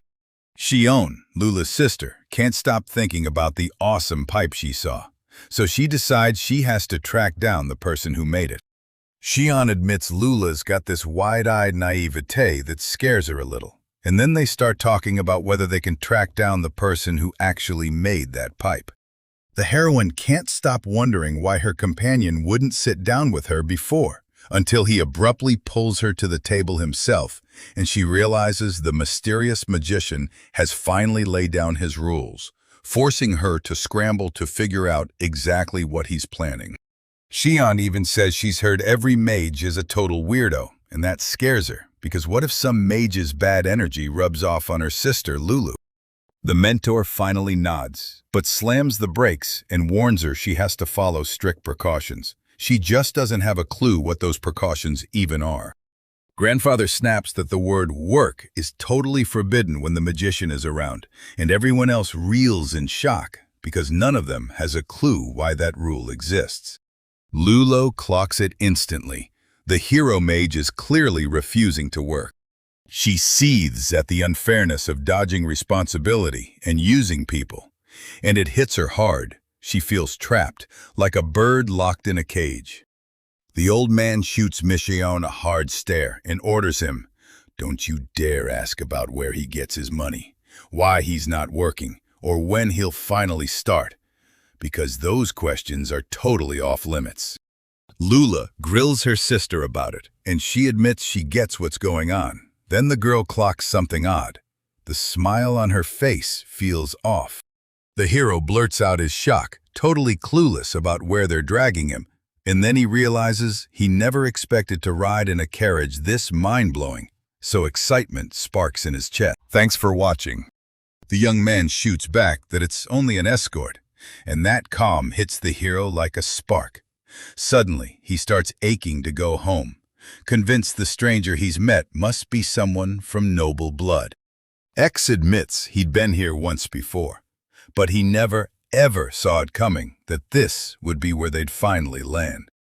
The hero's jaw drops when he realizes there are secret paths, routes only the closest people are allowed to know. An attendant in a sharp suit and towering top hat beckons the axe inside. He blurts out, "Are you okay?" But you can see the confusion on him. Then the magician's eyes widen like he's been caught off guard, and he's got no idea what to say. The hero thinks this spot might be a teleportation portal, but he can't shake the fact that the cafe is tucked away in a quiet little corner. And then, admitting he never saw it coming, he realizes there's a secret door hidden right here. The servant snaps with impatience and jabs a finger, warning that they'll be late if they don't move right now. The hero grins and tells everyone this is his very first teleportation, then swears he's going to come back and absolutely show off to Ryuka and Kuma. A crew of people gathers around their hero, ready for something huge to happen. One of the characters flashes a polite smile and urges the hero to head straight to the door pointed out, because that's the next step in what's about to happen. The ex-admit city rolled in for a bite, and not even in his wildest dreams did he expect to stumble onto a show like that. The hero clocks one of the girls in the crowd right away. Lula blurts out in awe, clocking him as the great magician and soaking up every bit of his legendary status. X spots Lulu and a memory hits him. She once helped him. Then he wonders who could have pulled him into this mess today, and the other character coldly snaps back, "I'm just a servant." The hero also clocks that the second girl looks exactly like Lula's sister, and he calls out how eerily they match. She stepped up and said, "I'm Shion," then pointed out her sister, Lulu, and their butler too, before thanking the hero and calling him Great Sage X. The hero finally snaps and admits, "I'm not a great magician." So people keep labeling him a defective one. Then Lula leans in and declares, "If you do what I'm saying, you'll be an amazing magician for real." Lulu insists they start dinner now that everyone's finally warmed up to each other, and Shion can't help thinking, among the upper crust, what you're served and how high up it ranks matters just as much. The hero spots spoons of wildly different sizes on the table, so he pushes for the biggest one, because if he's picking, he's going all in, then grins and says the soup looks absolutely delicious. The hero finally admits he hates one of the spoons, and the girl beside him snaps back that picking the biggest one is basically a dead giveaway he's strapped for cash. X demands to know where her sister's parents are right now, and she and Grandpa swear he's really just chasing a direct audience with the king. Lula blurts out that her parents are swamped, and the hero can't stop himself from regretting it. Lula jabs a handy soup spoon into the spotlight and tells the hero exactly how to use it. He thanks her on the spot, and Shion can't shake the feeling their talk was just pure coincidence. Sean snaps that he won't answer a single question, and the girl immediately panics, wondering if her refusal gesture just doomed everything, then blurts out whether the hero even has anything in common with them. The hero spots the food and practically drools at how delicious it looks, then laughs it off. He's already stuffed and can't take another bite. X regrets stuffing himself before the trip. The grandfather leans in and asks the hero straight up if he's got any problems, and the hero freezes, totally baffled. X blurts out that he's trying to sell something, making it clear he came ready to talk about it. The hero claims those stones actually soak up winter and keep you warm. Then the girl leans in and fires back, "All right, how much are you charging for the warm ones?"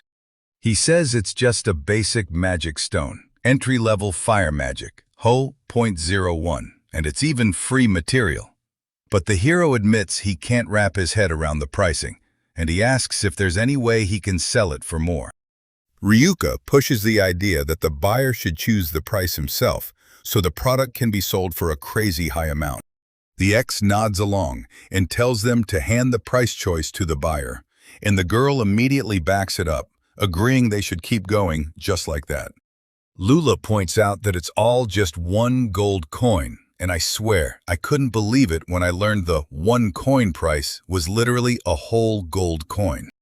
She admits she has no clue what the right answer even is, then can't help wondering why a hero who's proven themselves would demand so much from her, because refusing might be the spark that flips the hero against her. Lula pushes to get back to the argument and tackle the issue head-on. Xian nods along and tells her that the answer could totally flip his mind. Then Lula smirks and declares that only she truly believes in the great mage. He says, at the very most, you'll need 7 tiny silver coins. And the hero shoots back, even if you're rolling in wealth, silver is still more than enough. 3 characters sit around a table, nodding and smiling like they just nailed the best decision ever, while a massive mountain of gold sits right in front of them. X snaps to it. Somehow they're suddenly bragging about their wealth. Then he grins and says he'll demand a huge silver coin without a single ounce of hesitation. The girl whips around to the hero and declares, loud and clear, that it's him who decides the reward. He pauses, weighing the moment. Pick just 1 gold coin, even though every single coin on the table is gold. And then Xian steps in, handing the hero the power to choose freely.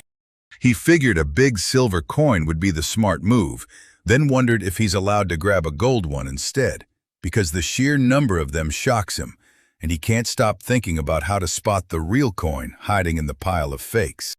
So, this is what Xian was hunting, X wonders? He admits he can't use evaluation magic to spot the difference, then shrugs and says he has no clue how to tell them apart because they look identical. Yet the girl suddenly clocks that the hero's face looks wrong and snaps that they've got to hurry. The hero declares this is the reward he earned, and he sounds 100% sure he chose the right path. The girl starts to doubt his big choice, then presses him. Are you really sure this is the right decision? Lula stood shoulder to shoulder with Sheena, boldly declaring her faith in the great magician, while showing full respect and unwavering support. Sheena points out that wanting to dodge work doesn't make the hero greedy at all. The girl leans in and asks Mr. X if he's willing to share his features, then lights up, begging to learn everything about his powers. Its specialty is stretching spell time, perfect when everything matters. Yet it admits that relying on only basic magic can get rough, and the heroine bluntly says elementary spells are just too weak for real heavy lifting. X drops the bombshell. He studied advanced magic, then threw it all away. The girl gasps when she realizes the hero just tossed out a whole tier of magic, and the moment she does, it feels like she's trapped in a cage, glaring at how her royal family's limits keep her boxed in. Xion asks if he regrets his choice, and the hero insists he picked his own path. He just doesn't know if it was easier or crueler. Then he bluntly admits he's an incompetent mess, getting worse by the second. The girl clocks it instantly. The hero just tossed his own edge aside. She admits she truly believed it was her destiny to be forced into marriage under the minister's orders, like fate had already nailed her to the wall. Then she says that if the hero is ready to toss away his advantages, he can finally be free. The girl, Lula Whiting, steps up and announces with confidence that she knows the hero and calls him a legendary magician. Lula snaps at the hero, telling him, "Don't you ever call yourself incompetent again." The hero shot the girl a bright smile and thanked her for her words, joy and gratitude exploding in his chest. The girl thanks the hero for the good time, says she enjoyed it too, and then promises she'll take care of the stones. The girl begs him to come back, and X shoots Lula a quick goodbye before he leaves. X can't shake the guide who never came back.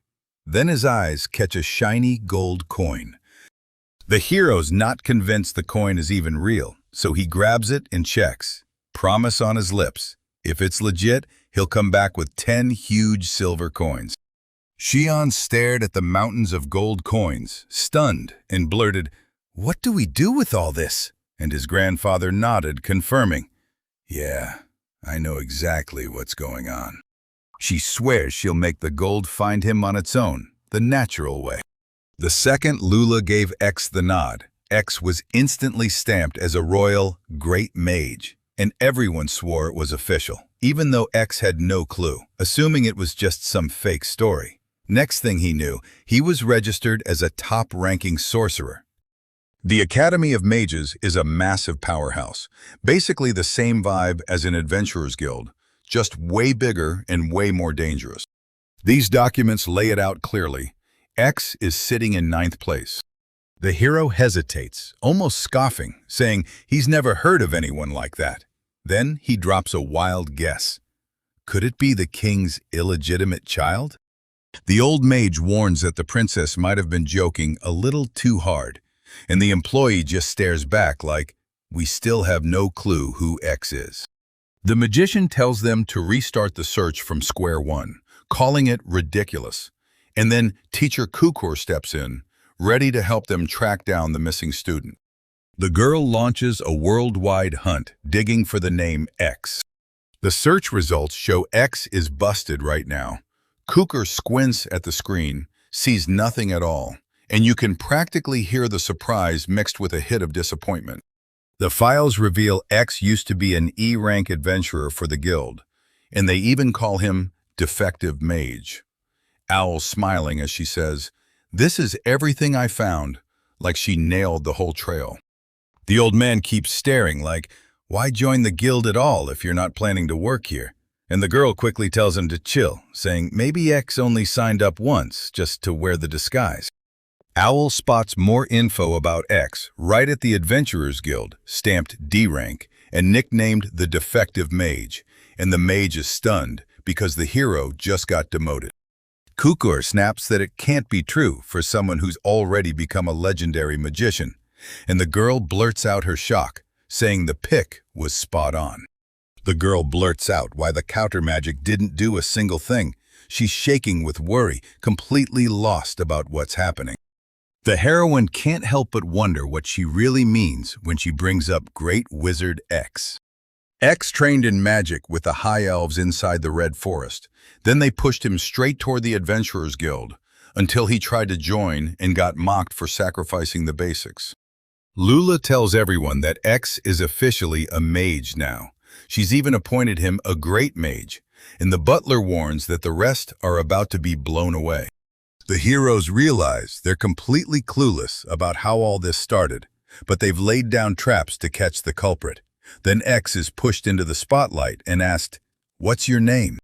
The hero throws out the name X and insists it feels like EQs would fit perfectly. Another character chimes in that if you shove the pronunciation aside, the names really do match. Then he throws his full support behind the hero. X agrees that walking is great for your health, then decides to hit the streets and figure out what he's doing today. The girl fires off a quick idea. Why not team up and have fun with Ryuka? X promises either to let him join the crew or to buy Nitra and her sister Rai whatever they want. Then the hero clocks it. After they sweep up every last treasure from the moat, Nitra's face is flat out bored. The young man leans in and asks if it's just a coincidence that he ran into Lena.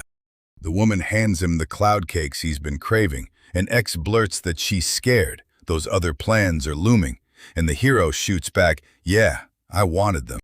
And they tell X there's a nervous girl out there searching for him, so he shoots back, "I don't know anyone like that." Turns out the girl didn't have a single stuffed animal, nothing, not one. The girl bids them farewell and flashes a warning. Mr. Axe is going to have to come back soon. The hero's like, "Wait, who's hunting me this hard?" and blurts out stunned, "Tell me, people like that actually exist?" Another girl bursts with joy, spotting the magician and screaming, "I found him!" X spots the terror in the girl's eyes and swears he's seen her somewhere before. The girl grabs the hero's attention and begs him to slam a buff spell on her, right now. He insists those buffs are totally pointless, and the hero fires back that he won't touch the buff spell. He'd rather rest and recharge than keep pushing himself the same way. She asks how much she should pay the hero, or if he even needs money. And right then, X spots everyone staring, so she tells her to stop and think about whether she really needs that spell. The girl begs the hero to do it again, because in her eyes, only he was truly special. The girl boasts that she's the most popular in the whole city, and she's willing to pay that price with her own body. Another girl steps in with a hard command, pushing the first girl back from the hero and glaring at her like, "Get away," while her protective posture screams she's done playing nice. X leans in and asks the other girl, "Are you Mara, the S-rank adventurer?" Then he can't stop wondering if she's about to join his fight and help him. Mara grins and cheers that X will be staying the night with her. The girl absolutely refuses to spend the night with the first girl. Meanwhile, Mara fires off the Shadowbird spell. The girl begs the hero not to go, but Mara's magic has her trapped and helpless. The hero stares at where he landed and realizes it's weirdly soft, like the ground is made from the most luxurious pillows. Mara keeps pushing him, demanding buffs with relentless persistence, all because she desperately wants those magical enhancements. The girl leans in and asks the hero to tell her exactly what he's doing, so she can make her choice with her eyes wide open. Sarah swears that just days ago, the great old woman hooked her so hard she couldn't let go, and now the hero can't stop wondering if she's real at all. Hidden behind a dark hood and scattered under a bunch of names, Eternity's true desire comes the fortune-telling witch whose body is trapped in the void, plus the one who reads the future and the one who's lived for thousands of years. And suddenly, the whole story screams one thing: who is he, really? He tells everyone to stay calm, really listen, and steer clear of the bad stuff, then drops the new defense called Forest Guard and says the buff 1-inch talisman is the key to smashing through that obstacle. She says that's exactly what the witch told them earlier. X's face falls as he admits he burned through all his magic because of it. Syra thanks him, and you can practically hear her shoulders drop with relief. Then she starts wondering if being that stubborn was overkill. Meanwhile, X rushes in to apologize for dragging her into this mess. She introduces herself as Mara Ion and tells him she doesn't have X's magic, then quickly admits she's not feeling well at all right now. Mara Ion, who says she's just Mara Ion, admits she feels sick as a dog without her X's magic. Sarah begs the hero to do whatever he wants with her because she won't get a single income unless she sells her research. X snaps back, "Don't be stupid," and promises he'll pay the money only after the research hits the market. She grabs his hand and thanks him for backing her up, and he tells her flat out, the protection is magic, so no one can map its structure.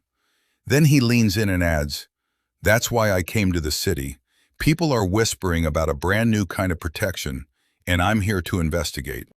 He shrugs it off as nothing but a stun. Then the hero breaks it down. The lightning magic isn't powered by some outside source. It's pure technique, and that's exactly why it hits. The girl frets that she may have picked the wrong move, then blurts out, "Magic might be impossible, but science can spark electrical discharges."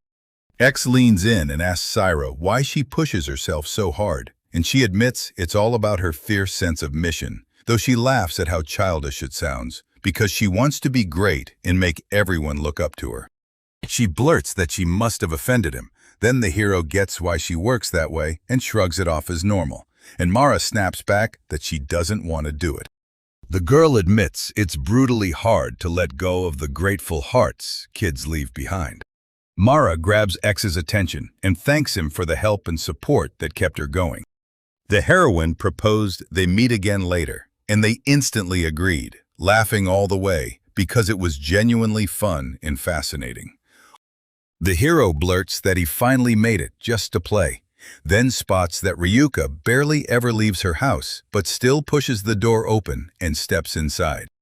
The hero leans in and tells Ryuka, "I'm here to play," even as he realizes that might hit her like a total shock.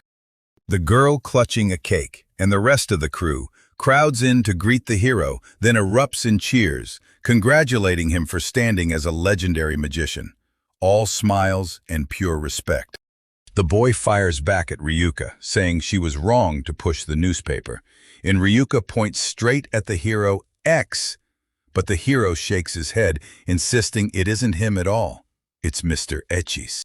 The hero jabs at a newspaper headline, and the name X blares in giant letters. Then he smirks and says that if you yank out one letter, the answer will pop right into place. Ryuka, right beside him, blurts, "What is all this chaos for?" Totally stunned by the whole spectacle, then points at the massive cake on the table as the hero grins and swears it's insanely tasty. X steps up and proudly proclaims himself the Great Wizard X, absolutely brimming with confidence in his brand new role. The girl presses her, asking when she'll return to work because the whole routine can't wait. Ryuka leans in and demands to know if the hero's really leaving, warning him that his money is about to hit zero. The hero jolts in shock. Ryuka has already baked and crafted an amazing cake. The girl beams with excitement, practically glowing as she talks, and then he admits he traded that warm stone for a gold coin, proving he hit the jackpot in the market. X snaps back that it's his thing, and you can pair it with anything. Then Teddy Bear chimes in, saying that decoration could double as heating. Ryuka suggests you use a former pocket watch for the job, and warns that the metal heats up super easily. X suggests handing the bear cub to Kumu, but Kumu snaps back, saying that idea will get them burned. Ryuka even tells the hero, "Don't be rude to the animal," and X quickly soothes her, saying, "Don't worry, this magical flame isn't like the usual fire. It won't burn you." The hero promises that the magic fire feeding the wood won't scorch it into coal, so yeah, everything's safe. A tiny animal throws out an idea, and the hero immediately buys in. A second animal, hair-like and ready to join the chaos, jumps in too. This moment links to a craving so cold it bites. Then boom, pure joy of life surges through them as the hero casts a spell that pours summer warmth straight into their hearts. Two adorable little animals, like plush toys, come to life, burst with pure pleasure and joy. Ryuka squeezes one of the animals in her arms and whispers, "Kuma." And when she says it feels so warm, you can practically feel the affection pouring off her. The girl can't shake the feeling the animal is breathing, and the hero finally admits, "Yeah, it's really alive." Then X practically beams, relieved everyone loved his idea. The girl snaps at the hero, telling him to step away, and he fires back, asking if she's just jealous of the doll, only to declare it's her duty. The hero confirms, without a doubt, this whole thing is really about the cake, and then he leans in, asking if there's anything he can do to help. The girl grabs the hero's attention and begs him to listen, because there's one place she's dying to reach. The hero bursts in and declares he's come for Ryuka, then breaks into a huge, joyful grin as he calls her by name. Ryuka snaps at the hero's greeting, shocked, and then bursting with pure joy. The girl blurts out that the music festival's hitting Shiptown, then admits she was so hyped she couldn't even fall asleep last night, while the hero just grins and says, "That's gonna be a blast." He clocks that the coachman's in a great mood, and the hero snaps out that the only way to reach the next town is by carriage, then admits he can't even thank Ryuka for it. The hero leans in and asks Ryuka, "Did you leave the rabbits at home?" Ryuka's nerves explode because she's never once gone on vacation, but Kuma smoothly calms her, telling her the heroes will go apologize to the other toys later. The young man locks onto the Viscount's promise to hand these pipes to the nobles, and panic hits because the clock's running out. He pushes the point that X must be shoved into making 200 of these pipes ASAP. The girl blurts, "Who are you?" And you can see the shock hit her, plus this burning curiosity about what kind of person he really is. He blurts out that he's the Viscount's butler. She shoots back that the gentleman hasn't been seen for 3 whole days. The butler can't believe it. Axe's room has a girl playing maid, yet he's the same guy who scolds everyone else for doing it. Another character snaps, "Who's there? I heard that noise. Did you hear it too?" The hero's stomach drops. He's 100% sure he's seen this man before. Again. Nitro steps in and blurts it out. "Wait, this is the Viscount's assistant." Rai finally clears it up. Turns out it wasn't her acting at all. She was the one who was sick right then. She blurts out the truth. Her illness wasn't some simple cold at all. It was a curse tied to the headlight. And then she explains how Mr. X came to her rescue, handing over his own money to save her. The girl's beaming. She finally gets to use Mr. X's room however she wants, at least until they find a new place to live. And the best part is they hung on to that freedom even after the fire. The hero finally admits he spun the wrong image of the magician, and then he drops the truth. The guy is actually good. Nitra also drops a bombshell. This great mage keeps spoiling her with kebabs. Then the girl waves her over, pulls her aside, and whispers that it's a secret. The man scoffs that it's hard to believe anyone could be forced to call him a great magician using only basic tricks. So the butler quietly pretends he never even heard a word. The butler clocks that X isn't coming back anytime soon, then slips away, leaving the heroes to deal with the fallout. The hero figures X is probably headed for Shiptown, and when he spots those grim war scars on the gates, he realizes they can leave ID details behind for anyone who slips in or out. The butler informs everyone that the territorial army's been tipped off about the whole mess. Then he snaps, "If the grim war has X on it, it gets guarded," and orders that anyone without proper ID gets detained immediately. The man tells them X is off on vacation right now, and that they already agreed to crank out 200 tubes before he left. Then he drops the truth. X won't escape this mess that easily. The next morning in tiny Shiptown rolled in quietly, and X made it count. He carefully rapped on Ryuki's door. He eased the door open, then slammed to a stop on the threshold when he saw her still drowsy and slightly messy, like she'd just been yanked out of sleep. Even with that sleepy morning fog clinging to her, she beamed at him, like she was greeting the dawn and her own hero in the same breath, and whispered him a quiet, warm good morning. X told her he'd already prepared breakfast milk, and she took it gratefully. They plopped down on the bed side by side, soaking up the warm, cozy hush of that tiny room together. The girl hurriedly apologized to the young man, admitting she couldn't join him at the music festival, and she cursed herself for missing the chance to spend time together. X leaned in and told her to stop worrying. Everything had gone perfectly, and he even lit up most during the carriage ride. He reminded them, loudly, straight from the heart, of just how far they'd come, and then he scrambled to find something else to talk about before the moment swallowed them. During the talk, he finally admitted the guildmaster somehow smashed his old map, and now he's determined to draw a brand new one for himself so his business can go on. She was rocked by his confession, and suddenly everything clicked. Why he carried no ID, and why he seemed so damn off. Her ex hovered behind her, grinning like he'd just won the world, while irritation sparked in her eyes as she stared him down. The talk kept rolling, and she confessed she was thrilled with how it all landed, because now X could finally become an amazing magician.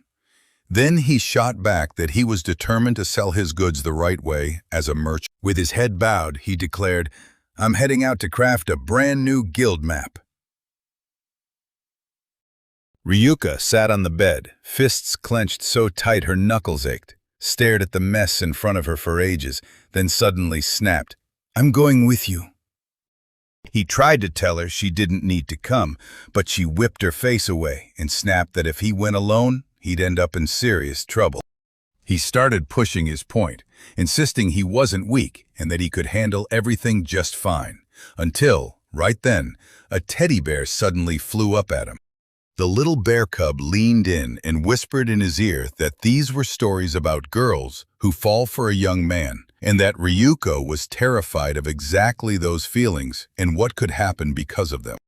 With that plush animal perched on his shoulder, he replayed every word in his head, and then it hit him.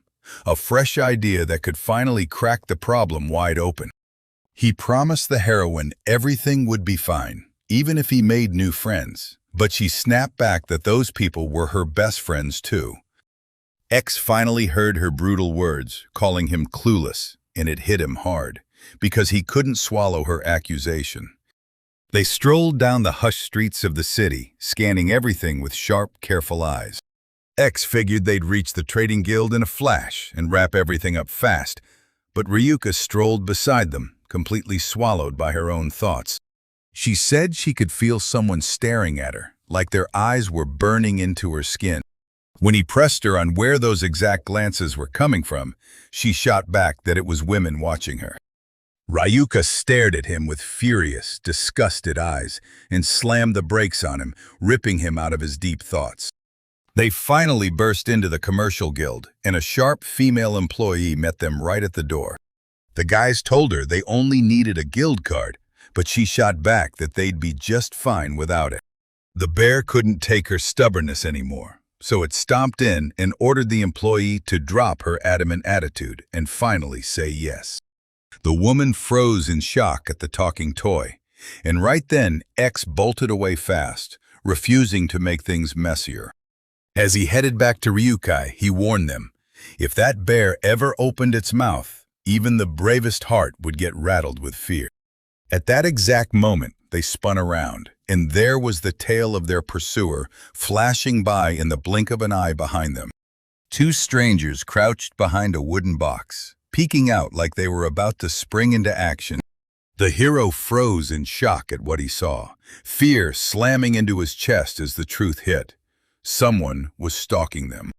Even with fear gnawing at them, the pursuers swallowed their panic, stepped out to meet the boys, apologized, promised they wouldn't hurt them, and offered to guide them, leaving the boys completely stunned. They promised it would all move at lightning speed, and just like that, boom, they were staring at a massive ship. They got the order to hurry in, because that gentleman was already waiting for them on board. The heroes just stood frozen in that eerie place, itching to understand what the heck these mysterious people wanted from them. In a huge, echoing room, a girl lounged in a chair, propping her palm against her cheek like she was lost in her own thoughts. Ryuka couldn't stop herself from blurting out to X, "Who was that woman? Why did she welcome us so warmly?" And the moment the girl heard the question, she smiled and introduced herself as Queen Amina.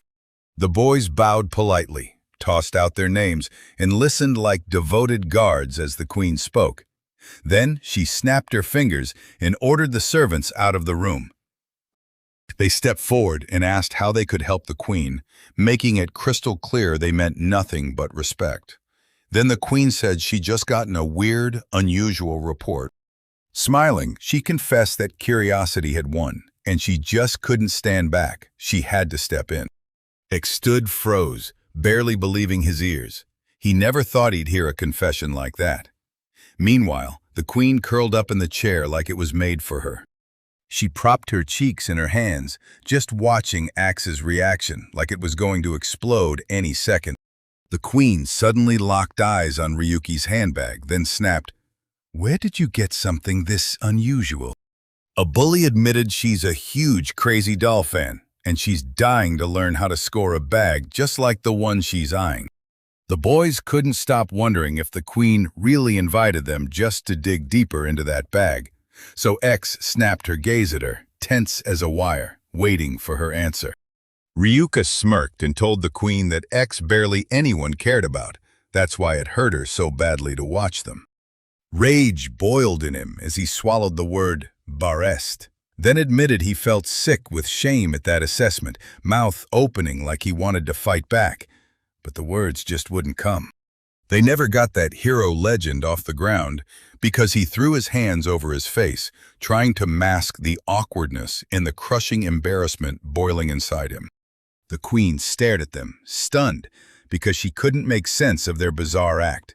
So she demanded again where they'd gotten that bag. Ryoko leaned in and hissed to her companion that she wouldn't spill where the bag really came from to the queen, while the hero just stood there, face buried in his hands.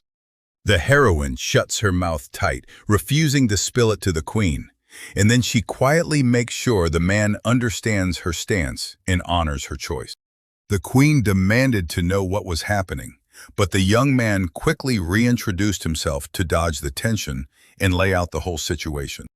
He dropped the bombshell that Ryuka was the mastermind behind the Crazy Doll collection, and it instantly lit up the queen with real shock and curiosity. The queen's mouth hung open in shock, and then she blurted out that she was absolutely obsessed with Ryuki's work. Feeling a little flustered, Amin asked Ryuki if she could personally take her order, then poured out her real admiration for Ryuki's work, like she meant every word. He started telling her she didn't just chase the money, she cared about every single client like they mattered, pouring her soul into her business. So the queen leaned in and demanded to know what his connection was to that girl. She winked at him and burst into a grin, instantly assuming he was Ryuki's boyfriend. Then, boom, a wave of awkward embarrassment hit them both. He hesitated, stuck on what to say, and the girl with that odd little expression chimed in fast, pointing out that the queen had gotten way ahead of herself. The queen couldn't believe what she just heard. Pure joy flooded her, and she blurted it out before her smile soared brighter than ever. She lit up, saying she was in an amazing mood and that the boys could ask for anything they wanted, no limits. The guests stared in disbelief at that kind of generosity. The bear cub leaned in and hissed to the young man, "It's time for your ID card," and reminded him that these details couldn't be ignored. The queen heard that and snapped, "So you're saying Axe really doesn't have an ID?" Then he started to explain everything. She nodded and swore she'd grant their wish, and the boys nearly fell over from how unreal that luck felt. A priest's medal was handed to them, and at first they couldn't believe what they were seeing. The queen leaned in and said the medal was meant for gifted people, and that it could even serve as their identification. Right then, the hero fidgeted and tugged at Axis's sleeve, pulling his focus instantly. When he spun toward her, he could feel her backing him. She stared at the medal like it was precious, and when she spoke, it sounded sure. Everything clicked into place perfectly, her eyes glowing with kindness and rock-solid confidence. He nodded, and then the two of them turned and thanked Queen Amin, praising her generosity and help. She told them the medal came packed with perks and advantages, and the kids nearly blew their minds. With a small, sly grin, the queen leaned in and spilled exactly what was coming for them next. She told them, right then and there, that the bar would hook them up with a free drink. The young guy cracked a joke and leaned in, asking if they were serving alcoholic drinks. The monarch leaned in and asked whether the guests were truly thrilled by this rare gift, something that might save them down the road. And then, with a sly smile, she told them to tune in and let the music play. The girl froze in place as her companion admitted she hated big crowds. And the moment the throne's owner heard that, confusion crashed over him like a wave. The heroine realized she didn't even have to go to the festival, then snapped her gaze to the young artist. She told them she was taking the musicians straight onto her ship.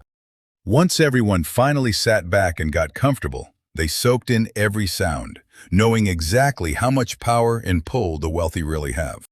The young man couldn't believe his eyes. He was stunned and completely thrilled by what was happening. Soon, the crowd turned and shouted that it was time to head back to their tent. As she closed in, she demanded, "So why won't you stay the night?" The teddy bear snapped right away, claiming their home was way roomier and far more comfy than this place. His companions scrambled to calm him down, swearing that everything was totally fine. The monarch grinned and promised she'd see that tent with her own eyes. At that exact moment, the ship groaned upward and slowly lifted into the sky. He couldn't believe his luck. He soaked up every second like it was pure gold. Alert level hit 3, and the throne's owner bolted for the wheelhouse, ready to wrestle the chaos into control. She gasped in alarm, bolted down the corridors, and left her companions behind, hanging on for word. With a tight, serious look on her face, she pushed the door open and strode into the wheelhouse, where her curious companions stood frozen in silence behind her. The queen demanded to know what happened, and someone told her about a creepy castle popping up out of nowhere, an origin no one could trace. Lost in her own thoughts, she slammed her palms against the door, spun toward the young man, and started laying out exactly what was going on. With a sly little grin, he told them the castle he'd been talking about wasn't a castle at all. It was their tent. The moment she heard what they said, the throne's owner froze in total disbelief. and it hit her like a punch to the chest. Once they got the update, the alarm blared out, then finally got shut down. Gratitude poured out for the help and transport, and the queen shot back that she was always glad to step in and lend a hand. When she finally stepped into the castle, she couldn't hide her awe at how enormous it was. The monarch just declared there'll be a huge event here tomorrow, and the young man immediately backed the plan. They strode into the so-called ghost house, and the companions swept into the castle like they owned the place. Everyone stared in disbelief at the towering, richly stocked shelves and the jaw-dropping architecture that make this castle truly exceptional. A heated talk erupted about the building's future, and the young man boldly said, "If you want, I'll stay here for a while." The throne's owner leaned forward and vowed to roam every dark hallway and secret room in the castle. The castle was already roaring with chaos. The Viscount tapped his glass with thoughtful fingers, silently asking when they'd finally be able to track down the axe. Suddenly, someone called his name, and he spun around to start talking with a stranger rocking a crisp, elegant tuxedo. That stranger grinned like he was hiding a bombshell, and the moment he stepped out, he tossed out, "I've got to introduce the Viscount to the princess." At that exact moment, the Count overheard the girls nearby talking about him, and it cracked a smile across his face, like pleasant words were already on the way. But when he finally caught what they were really saying, it wasn't even close to what he expected. Rage flared in his chest as he slammed both fists on the table and snapped that they still hadn't managed to track down the defective mage behind the alarm. The Viscount was hit with sheer horror, and the young man beside him sank into regret. The heated Count snapped into a furious rant, screaming about the terrifying consequences if this mess didn't get fixed fast. Meanwhile, the young man couldn't help but wonder where the other young man was right now, maybe slumped on a bench, lost in his own thoughts. He didn't know what to do next. Then, a spark hit, and he bolted straight for the Academy of Magicians. Right there, a terrifyingly powerful sorceress stepped up to meet him. The young man shoved the case about the missing person into her hands, and she snatched the papers with wide-eyed shock because she instantly recognized the name. The sorceress finally confessed she knew X, and then, with surprising respect, called him Sir, leaving her young companion utterly stunned. She realized she only sees one side of him, and that means there's a whole lot he's still keeping locked away. She let her owl fly and yelled across the planet that they'd launched a full search, then dropped the bomb. He'd been spotted in Shiptown. The youth snapped back, saying there weren't any reports of border violations there, so the idea felt utterly impossible. She confessed the great magician doesn't just hide, he cackles at every attempt to catch him, then twists the whole world's strings and turns everyone into his puppets. Hearing that, the young man snapped to it. This missing man wasn't just hiding, he was a smooth manipulator who knew exactly where he was, and he'd spill it to everyone without hesitation. Right now, a dragon with a rider perched on its back is tearing through the sky above Shiptown. As he closed in on the stranger perched on the dragon, the rider's presence got spotted and his whole body snapped tight, danger screaming in his gut. The stranger burst into furious shouting, demanding answers, but the knight stood tall and grinned, because he'd finally found the one they'd been hunting for years. He swore it was definitely X-Rage and barreled toward him, fists flying, only to be dead wrong. In a city district, a little girl marched beside her mother. Then her eyes snapped to an odd object she just couldn't ignore. Dozens of tiny toy bunnies were scattered all over the sidewalk, like a trail someone just dropped and vanished.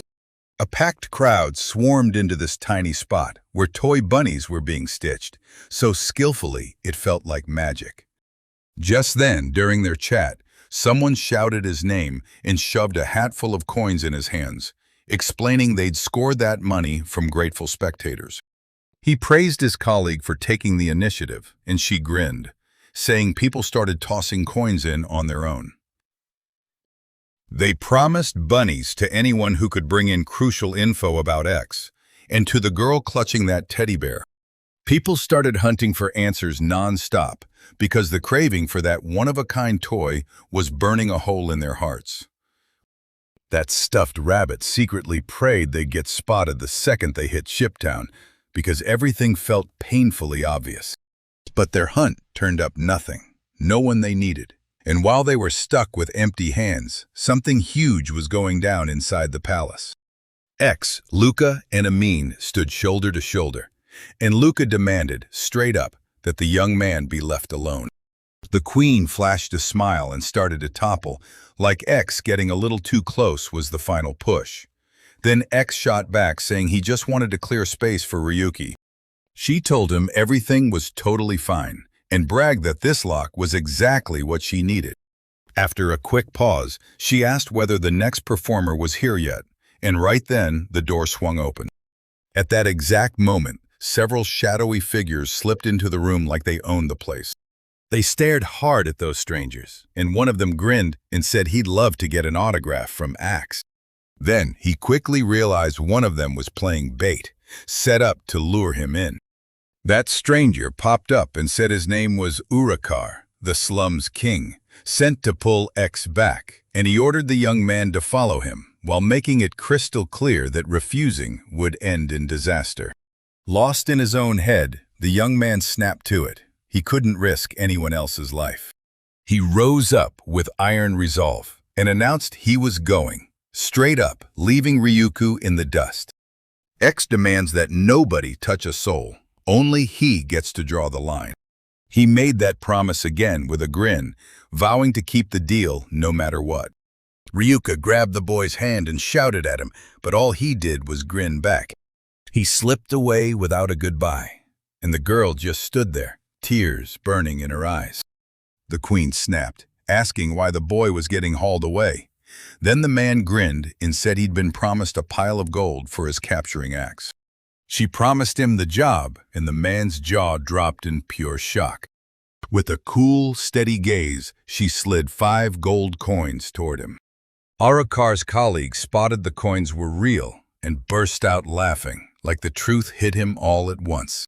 Happy Man nodded and agreed to take the job Mrs. Amin offered.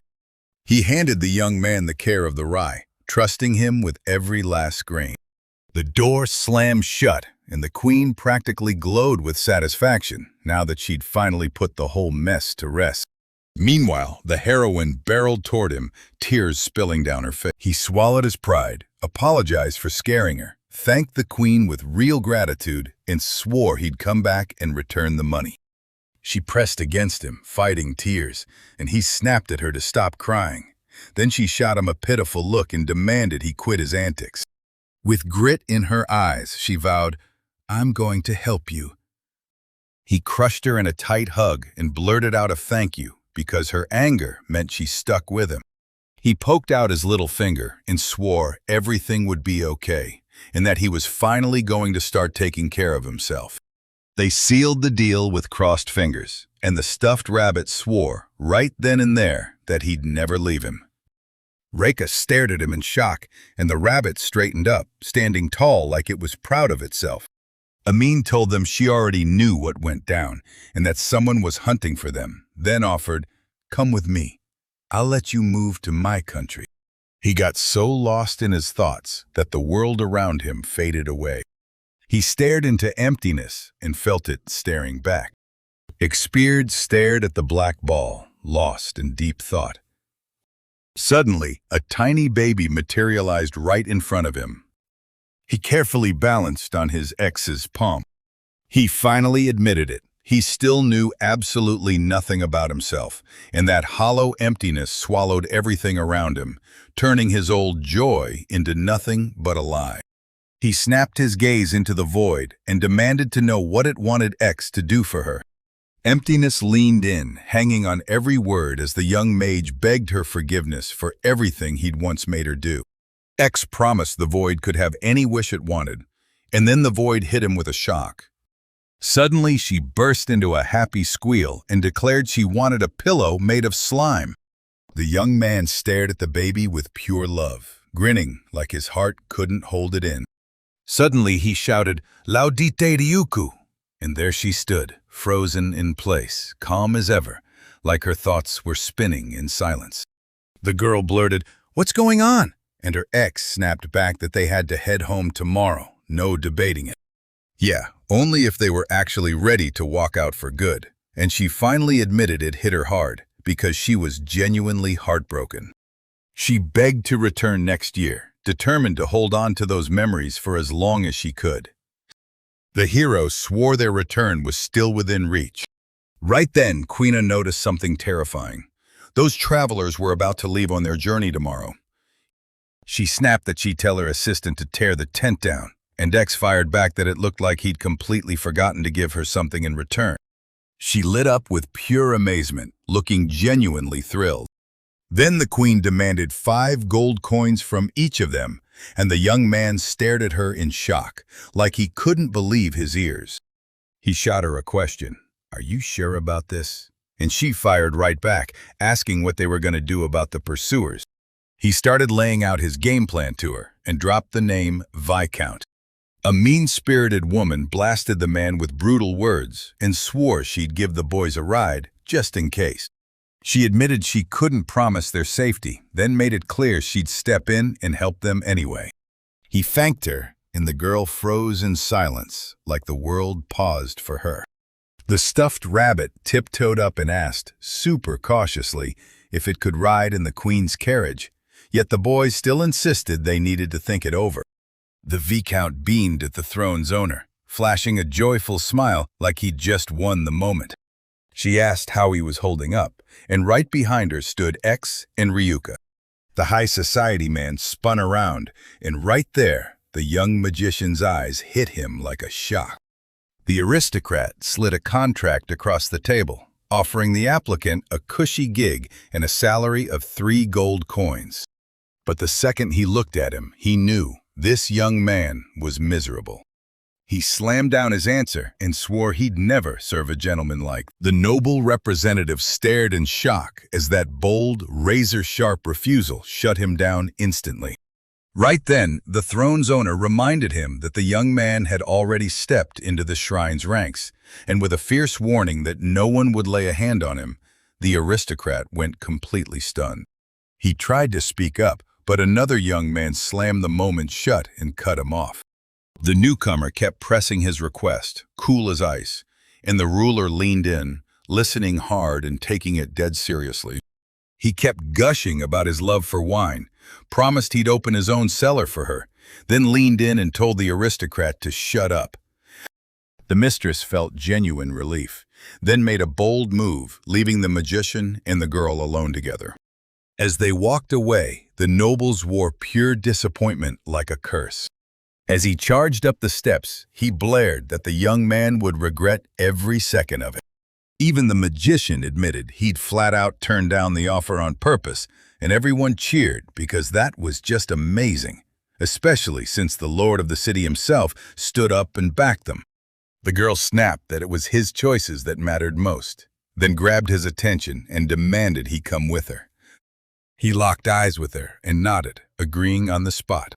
Still, the companion kept her face stone cold and didn't lift her eyes once.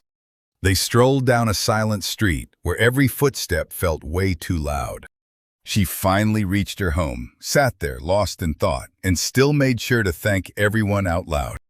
He shot back that she needed to thank him. It hit her all at once. Every dream she'd chased, somehow, was really about one thing: stopping time. Eyes shut tight, she prayed something would finally happen, because she needed a spark of strength to survive what was coming next. In her chest, she felt it hit, her love for him burning deeper than anything she'd ever dared to admit. As her thoughts spiraled, one terrifying truth hit her. She couldn't let anyone get close to him. She cracked her eyes open and whispered, terrified that her actions might have embarrassed him. That cuddly little plush noticed the truth. If he were the young man, he'd have bolted ages ago from her relentless persistence. So the girl, a bit annoyed, kept walking. The little creature decided to play dumb and pretend he hadn't heard a thing. Meanwhile, the young man practically sprinted off, hunting down a slime pillow. Hunched low to dodge the streetlights, The protagonist crept along the empty road, trying to cling to the shadows between the houses, while two townspeople near the shop entrance argued in loud, excited bursts about something. Right as he was about to hit the end of the street, a townspeople's voice rang out, 1 whole silver coin for anyone who could find him, and that shout yanked his feet to a stop as he spun around. The moment his name got shouted out, Axe snapped to a stop like he'd been hit by lightning, eyes wide, mind scrambling to figure out who wanted him and why. But then he shook it off and pushed forward again. After backing away from the curious townsfolk, Axe throttled down and sank into his thoughts, wondering why they were chasing him, because he was sure the Viscount wouldn't swallow his refusal. He figured nobody saw him. His plain looks and simple clothes helped him blend into the crowd and stay invisible. As he creaked his way up the stairs to the second floor, X ran straight into 2 guards who sized him up with sharp suspicion, while the female guard clutched an official document and scrutinized it like it might expose him. Before X could even snap back to his senses, they grabbed him, hard. The guards barked orders at him, and the woman beside him cut in with a chilling voice.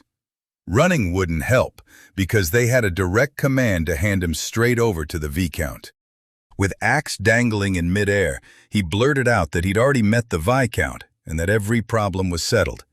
But the guards wouldn't budge, gripping him tighter and keeping him suspended like a bad decision they refused to forget. Behind a door, cracked just enough to peek through, a maid watched everything unfold. Then she heard the guards weren't buying the guy's excuses, and she snapped into motion, stepping right forward. She burst out of the shadows, introduced herself, then spun to the guards and demanded to know if their prisoner was really the owner of the inn.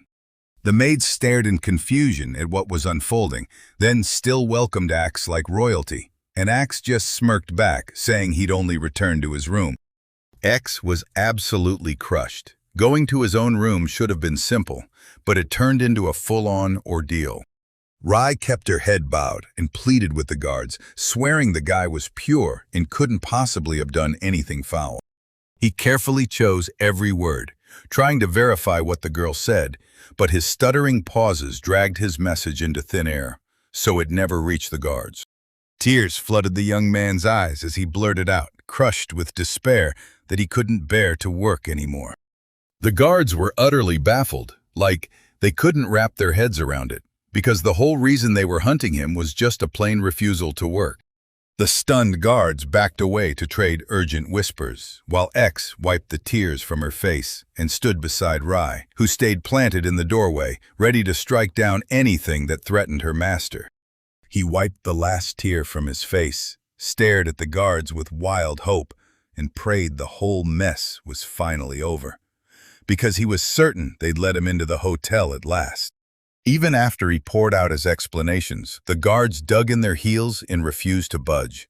They insisted it was all just part of their job. The guards yanked his arm, and the hero thrashed and fought like his life depended on it. He screamed, "It's none of my business!" Just as the tension hit its breaking point, a thin chain slipped out of its clothes pocket. The metal shot out of his pocket, clattered and rolled across the second-floor wooden floor with a bright little ring, and every head instantly snapped toward it. One of the guards dropped to a knee, snatched the metal off the ground, and started inspecting it with laser focus. The guards looked completely stunned, and they grilled him on where that metal came from, so the protagonist demanded they hand it back, saying Queena herself had given it to him. The guard held the metal in his hands and stared at the engraving marked with X for ages, inspecting every last detail until the sacred symbol's truth finally hit him. Proof it was real, and proof it granted high status and immunity. With a deep, thoughtful look on his face, the lawman started snapping every piece of the puzzle into place, and his eyes sharpened with focused, respectful attention. Right then, the guards snapped to their senses, dropped to their knees before the young man, bowed so low they almost hit the ground, and started begging forgiveness for what they'd done, leaving the protagonist stunned at how fast their attitude flipped.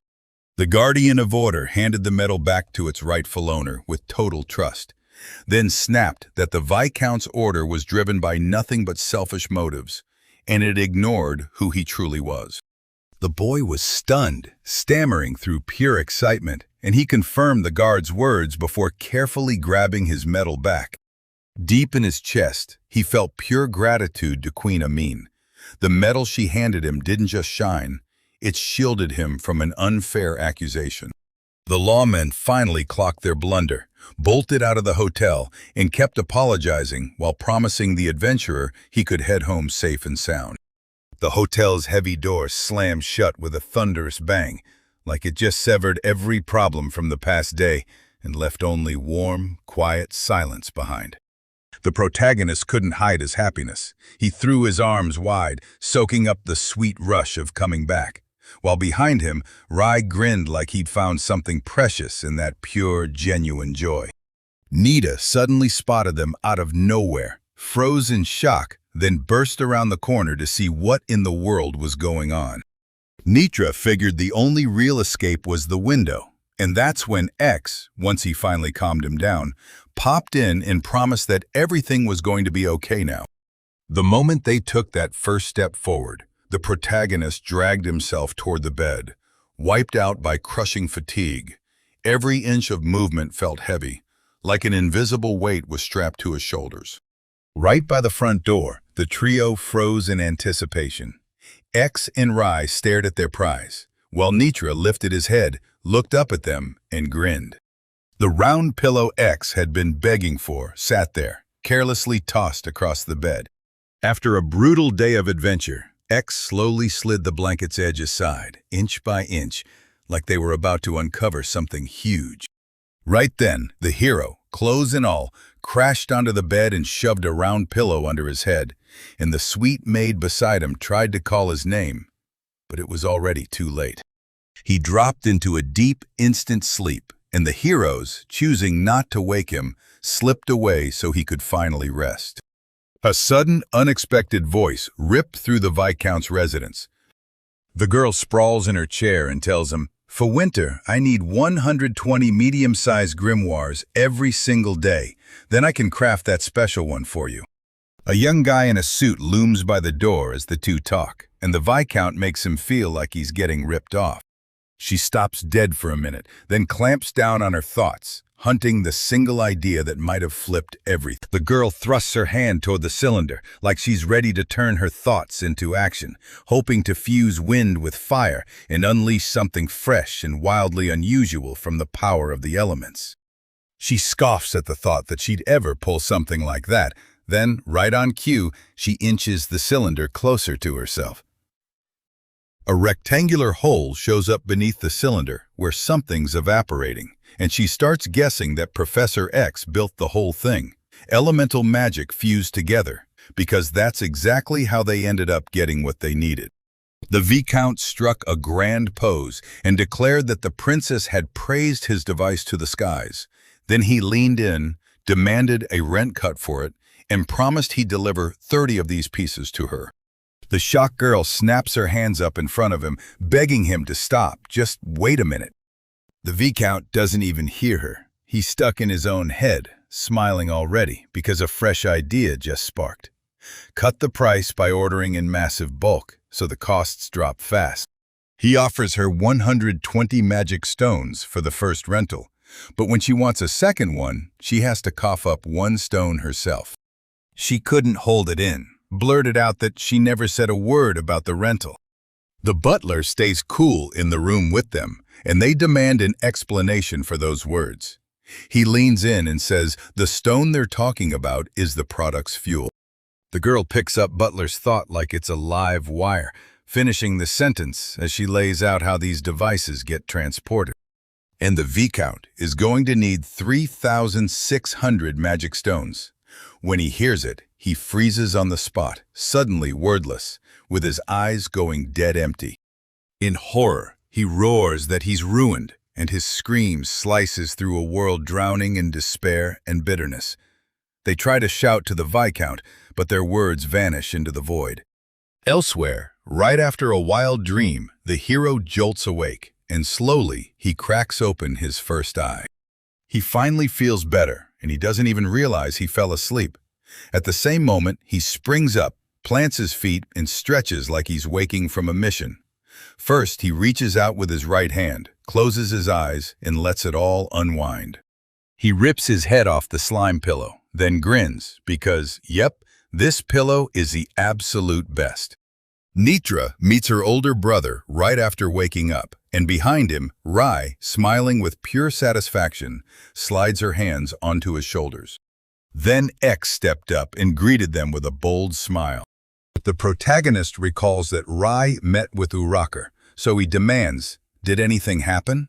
And she answers, "Nothing bad, we just talked to him." She tells everyone she knows him well, because he took care of her back when she was living in the slums. The protagonist can't stop thinking about Uraka and his little sister. Maybe he didn't want to crush her because he promised he'd take care of her. A tense, tiny silence snapped across the room. Nobody dared to speak. The hero smashes the silence by blurting, "I'm starving, let's go get some shashlik." And everyone grins wide as they head straight for the kitchen. Already at the market, weaving through a sea of food stalls, a contented Nitra strolls along, humming to herself and munching on shashlik. Plunking down at a table right in the middle of the bazaar, the main character declares he won't touch the kitten's food, so he can roam free and gorge on his own until he can't eat another bite. With a grin on his face, the hero plops down at the table and declares, "I still can't eat as much as that kitten, but don't worry, I'm ready for one chashlik." From a distance, you can hear the voices of people who are watching the Atiks. Then they cut in on the idol right there, demanding answers about the forest troubles, because they're getting worse by the minute. 3 men huddled near a house, trading rumors about goblins, forest guards, and scattered bits of magic stones, saying the goblins were multiplying in the forest, the guards needed to step it up, and that there were no fragments left. The protagonist hears those words, and it hits him like a punch that his protective magic is finally done. Yet some stubborn part of him refuses to believe it. Right then, the hero clamps both hands to his head and shouts at himself to stop thinking about work, instantly grabbing the girl's attention. His sister fires up her voice to pull his attention away, and right then, she starts speaking directly to him. Rai stepped in and thanked the protagonist for letting them stay, and then hit him again with a big thank you for the kebabs. X just wants to find out if they've got what it takes to hold that house together. After hearing her story, he realizes the maid has nowhere to call her own, so he decides to ask the hotel to hold a room for her. Ride shoots up off the table, catching the hero off guard, and bluntly tells him, "No, I'm not doing this, and I refuse to lean on you so much." He's completely flustered, blurting out what's going on, saying he's terrified that if they get left homeless, they can't just walk away from it. Then he throws out the offer. "If you don't mind, you can have my room." Sadness tugged at her heart, and she only asked, quietly, if she'd somehow be a bother to him. The hero shoots back that nothing bad's going to happen, then tells them, "All right, now we're going home." Nita and the protagonist start slipping away from each other, and while everything feels like it's falling apart, Rai clenches her nerves and tells herself, "I've got to be useful." Once they step into the main character's room, everything splits in two. Nighters offers to share a bed with a girl, while in the corner, a lonely bed sits there with a slime pillow still in place, and the maid quietly slips away. She immediately dives under the covers into the main character's bed, catching him completely off guard. The protagonist yanks the blanket off his bed like it's suddenly igniting, snapping fully awake with one urgent thought. He has to move, now. A stunned X leans in, eyes wide, hanging on every word the girl says, desperately trying to process what he just heard. Cuddled under the covers, she whispers that she'll warm the bed all night while she sleeps. Then she turns and thanks him for letting her stay. At that exact moment, Nitra shifts into a cat and springs onto the bed beside his little sister Rai. On the protagonist's bed, they cuddle up and everything feels warm and alive, while X watches in the shadows, getting hit by wave after wave of emotions. Boots thumping, he strides across the wooden floor with total confidence. each quiet step echoing through the empty room, the dull thuds pounding home just how big this moment is. His hand creeps toward the book on the shelf, pulled by some deep, instinctive hunger to find answers in it, and the air tightens with tense, breath-holding anticipation. The main character perches on the edge of the bed where everyone else had been lying. X cracks open the book and dives straight into Chapter 2, starting right at the magic concept section. Then the opening pages break down how it uses magical elements and throws out the most absurd results imaginable. People say those who aren't touched by it, like animals, and even elementary magic, are the true limit of a powerless commoner. And the heroes can't help wondering what kind of cold, empty declamation this is. The hero cracks open Chapter 2, Section 12, and the words hit hard. Don't let mages get lured into the void that easily. Yet the boys just nod off because the book is brutally boring. The hero flicks his eyes sideways, like he's spotting something that shouldn't be there, or hunting for the faintest sound hiding in the air. X slowly shuts the book in his hands, like he's just uncovered something huge or finally reached the answer. The hero's exhausted to the bone, so he drifts away with his head hanging low, craving nothing but sleep. The boys slump on the bed, clinging to each other under a blanket, while that slime pillow sits abandoned in the far corner. An administrator suddenly strides into the corridor and locks eyes with the hero. Behind the counter sits an administrator, and X stands right in front of him. Then the guy leans in and asks if the hero wants to head somewhere, and the hero answers that he wants to rent yet another room. Every room in the hotel is booked solid, so he's left with one desperate option, the attic. A mustached guy thrusts a key into his hands, and the protagonist, no questions asked, snatches it and accepts. He drags himself up the creaky stairs, one slow step at a time, toward the attic. The attic felt grimy and stale, but he actually liked it since it was cheaper than the others. He learned to keep it running, and up there sat a bed, a table, and a dusty bottle staring back at him. The hero locks in, cranks the energy inside his body, then unleashes it with magic. Seconds later, the attic bursts into pure brightness, like the dust and darkness vanished in a snap, and the whole place feels suddenly lighter.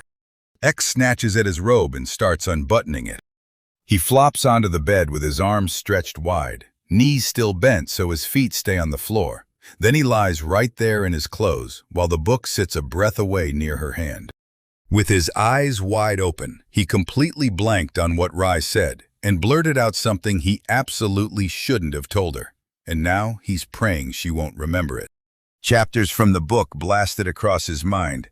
Beastmen are built with wild physical power, while nobles, tainted with magic, get sick easier. And only the truly gifted can survive the void. A girl flips through her book, and right in front of her sits little X. She snaps that the old man wrote it out of nothing but envy and prejudice. The hero lies on the bed and flashes a grin. He knows everything has changed. When his mistress picked him up, he got hit with lessons he couldn't ignore. But one thing's clear. He can't leave Ryan Nito hanging. Then his voice cuts off mid-sentence. With his eyes shut, the protagonist sprawls there, completely lost, letting his thoughts fade into nothingness. X pulls a blanket over himself, stares at the window where a falling star cuts the night, and says, "Tomorrow's a brand new life, so I'm hitting the bed early." Slay lay still on the bed, eyes locked on the ceiling as his thoughts churned. Deep down, he knew it was pointless to keep burning money on rented places anymore. X, Rai, and Nitra sprinted forward together, buzzing with the same wild excitement, while Kitten, like always, stayed miles ahead. A young woman manager at a top-tier real estate agency stepped up to greet them, then asked, right to their faces, what she could do for their visit. X practically burst with excitement about his recent win, and you could see how badly he wanted to finally buy his own home. Wild thoughts spun in his head. Life wasn't just living, it was one mind-blowing adventure after another. And for him, that meant buying a house. He was already plotting to use the gold coins the wise master Amin had once handed to him. The manager asked politely but sharp how big the budget was, and X smiled proudly as he declared he had 5 gold coins. That weird answer made her lips twitch into a small smile, because this budget proposal was nothing like the stuff she was used to dealing with. She studied the young man closely and realized, with that kind of budget, finding a place to live would be brutal. Yet X just kept a smug little smile and said, "Don't worry, there's nothing special you have to do." Head tilted, smile still glowing on his face, he leaned into the thought that his magic could turn any home into something extraordinary. The administrator slid into a sharp business suit and beamed at the visitors, ready to walk them through the best house options. Her perfect, polished hand rose and pointed straight at the strange new structure, Rock House, proudly stamped on its side. The young people stared at the house's front, eyes wide with real curiosity, baffled that a rock somehow ended up in its name. The administrator swung open the massive entrance door with a welcoming grin, waved everyone inside, and invited them to cross the threshold into that strange, unusual home. They crossed the threshold and just stopped dead, stunned by the breathtaking interior. Their shock shot through the roof when one of them blurted something he didn't even mean to, and froze, then clamped his hand over his mouth to smother the surprise. They finally lifted their heads, and the thing that wrecked their imagination was right there. Those ceiling vaults truly looked like raw, natural rock. They were told they were staring at a one-of-a-kind design project, ripped straight from natural rock formations. And when they heard the bedroom sat on the 3rd floor, one visitor immediately questioned how convenient that could possibly be. After he inspected the place from top to bottom, he snapped to a decision. This odd house didn't match what he pictured as home at all. It wasn't the height that rattled him. It was the whole idea, sounding way too extravagant to be real. Next, they hit the city's slums, cramped, neglected streets where the air felt totally different, and the real estate was nothing like those neat, well-kept houses they'd seen before. The administrator snapped a wide gesture with her hand and swept them toward an unremarkable building, one that looked less like a home and more like an abandoned warehouse. Before them, it looked nothing like a home, more like ruins, with collapsed walls, shattered bricks, and a missing roof that screamed abandonment. Seeing the visitors' confused faces, she awkwardly admitted the house was built on an open-plan design, and that twist immediately sparked a whole new round of questions. Right then, their tiny companion snapped to attention. He heard something off-screen, pinned his ears to his head, and braced like danger might be about to strike. He shot forward in front of his master, bracing for the next strike. In the instant he moved, his fur rose along his spine while his tail puffed up with pure tension. His reaction snapped like lightning. He snatched the flying stone out of the air with his bare hand, proving he had insane speed and total control. With his nerves on fire, the owner bolted to check on his friend. He had to know if that dangerous projectile had left any harm behind. Out of the ruins, 3 locals burst into view, and when they got mistaken for invaders, they erupted in angry shouts, waving sticks and yelling that everyone had to leave right now.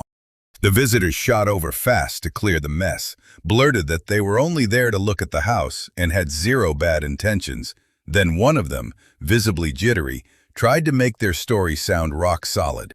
After he finally cracked the real reason behind the chaos, regret hit him hard, and he couldn't help feeling awkward about everything that had happened. After chatting with the locals, it hit me that the house could have been livable, until you noticed the roof was gone because the neighborhood kids had turned it into a playground for games and fun. They clocked that this option wouldn't cut it, then demanded to see what else was on the table, hunting for something that finally felt acceptable. After a quick pause, the administrator narrowed her eyes, bit her lower lip, and admitted the house was a little too pricey, but she had one more plan up her sleeve. The next stop on the inspection trail led them straight into a warm, cozy nook. The moment they stepped into the kitchen, warmth wrapped around them, and everything was spotless and neatly arranged. After she ushered them inside, she broke down the whole place in vivid detail. 3 rooms total, a roomy kitchen, a cozy living room, and it sat close to the market so they could grab everything they needed for a comfortable life. A young man stared wide-eyed at what he was seeing, and you could almost hear the gears turning, imagining how he'd totally remake this place. Doubts started chewing at him. Could he really buy a house, live on his own, and make it without a steady job? Seeing the worry in his eyes, the administrator strode up with real concern and softly pressed him for what was haunting him. In her outstretched palm, 3 candies rested, tiny sparks of hope, a warm little sign that friendship was right there with her. The young man sat in deep thought, trying to figure out one thing. Did his heart truly want this house, or was it just a wild crush that would burn out and vanish soon? In that weird little hat and cloak, he stood there thinking hard about his next big move, buy a house. Could he really do it? If it meant grinding his way there, he'd face that challenge head-on. A tiny smile flickered across his lips. Maybe this wasn't about the house at all. Maybe it was just about that sweet little candy. He took the treat, and the moment the flavor hit, pure delight burst out, warm, surprisingly sweet, and it swept away the last doubts that had been choking his heart. With a heartfelt, slightly bashful grin that made his whole face light up, he admitted it, right here, right now, in this huge moment of his life. He really needed this house. Fighting through his own indecision and shy nerves, he still mustered the courage to walk up to the administrator, polite but shaky, then asked for a little more time for a conversation that absolutely couldn't wait. Caught off guard by his sudden words, she answered with real shock, and he, burning with awkwardness under her sharp, staring scrutiny, dropped his eyes, embarrassed to the bone. His eyes gave him away. The one dream he'd cherished his whole life, and now he was finally ready to say it out loud, fighting through every fear and doubt. He clenched his courage, sucked in a deep breath of fresh air like he was about to take the biggest leap of his life. With his chin up, determination battling a little doubt, he boldly declared, "I'm going to buy a house." The moment the purchase hit the administrator, pure relief and joy flooded him, and he thanked the future owner from the bottom of his heart for the choice they'd made. They strolled toward the life-changing agreement, and their tiny, furry companion looked utterly lost, meowing non-stop like it had no clue what was happening. In the bright, roomy lobby of the real estate agency, the ex and the administrator chatted like nothing could stop the momentum, until the woman lit up with pure joy and earnestly congratulated the young man for choosing his new home. Suddenly, like someone yanked a string inside him, his eyes snapped to the far corner of the room. Someone was moving there, and the young man froze, trapped, unable to look away. Inside a room dripping in luxury, tapestries on the walls, antique furniture everywhere, a young girl stood, glowing in the opulence. The girl, shining in a crystal-studded crown, rose from her seat like a queen taking the stage. Then she declared, "It's him we've been waiting for." Without even thinking, he whipped his hand toward the stranger like they were old friends. Then the administrator's face drained to bone white as he blurted, "Princess Lula, she's right here in front of us." Even with that shocking news crashing down on him, the young man still grinned at the girl like he'd just run into an old friend. The princess rose with pure elegance, and right then, the young man finally got it. She wasn't some ordinary girl at all, but a true ruler. Gripping his head, he mentally berated himself for his blind stupidity, realizing just how ridiculous he must have looked to the princess. The thought hit him hard. He was a fool. She watched his reaction without a twitch, and her loyal servant stepped in like a knight, offering his hand, only for the young man to realize in that instant just how effortlessly and gracefully she took it. Total confusion wrecked him, and the emotions hit so hard he started screaming, barely able to understand what was even happening. To everyone's shock, the princess admitted she dug into his past, and when she spoke her findings, you could hear real heartbreak in her voice. She bowed so deeply and apologized with such grace that everyone in the room froze. Then her calm, dignified movement left them all breathless. X could barely breathe. When he looked up, the princess herself bowed to him and begged for forgiveness. The butler, right there beside him, unleashed a furious, laser-sharp stare at the young man. No doubt he hated every second of what was going on. The young man pulled every last ounce of courage together and dared to argue with the princess, telling her it just wasn't right for her to humiliate herself like that in front of him. She locked eyes with him, calm as steel, and gently reassured him like, "Don't worry, nothing's going to happen." The butler couldn't mask his disappointment. He turned away from the princess like her behavior disgusted him. With excitement tripping over his own feet, X thanked her for her kind words, then rushed to reassure her, fast, that everything was completely fine. The princess stared at him, completely baffled, trying to figure out why he looked so lost. With a charming grin, the young man thanked her for letting go of her grudges. The girl kept staring at him with that mysterious smile, like she was one breath away from spilling a secret. With everyone staring at him, X's awkwardness hit hard, and he finally confessed he was in trouble because he had no clue how to talk to that girl.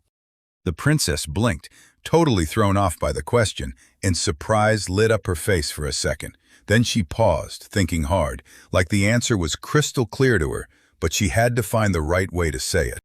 She closed the distance and slid her hand into his, small, steady, and sure. And Lula told him he could call her his friend. At this very moment, the princess spun toward her faithful servant and declared with total certainty that the time had finally come to announce our decision. He kicked off his speech like it mattered, picking every word with surgical care.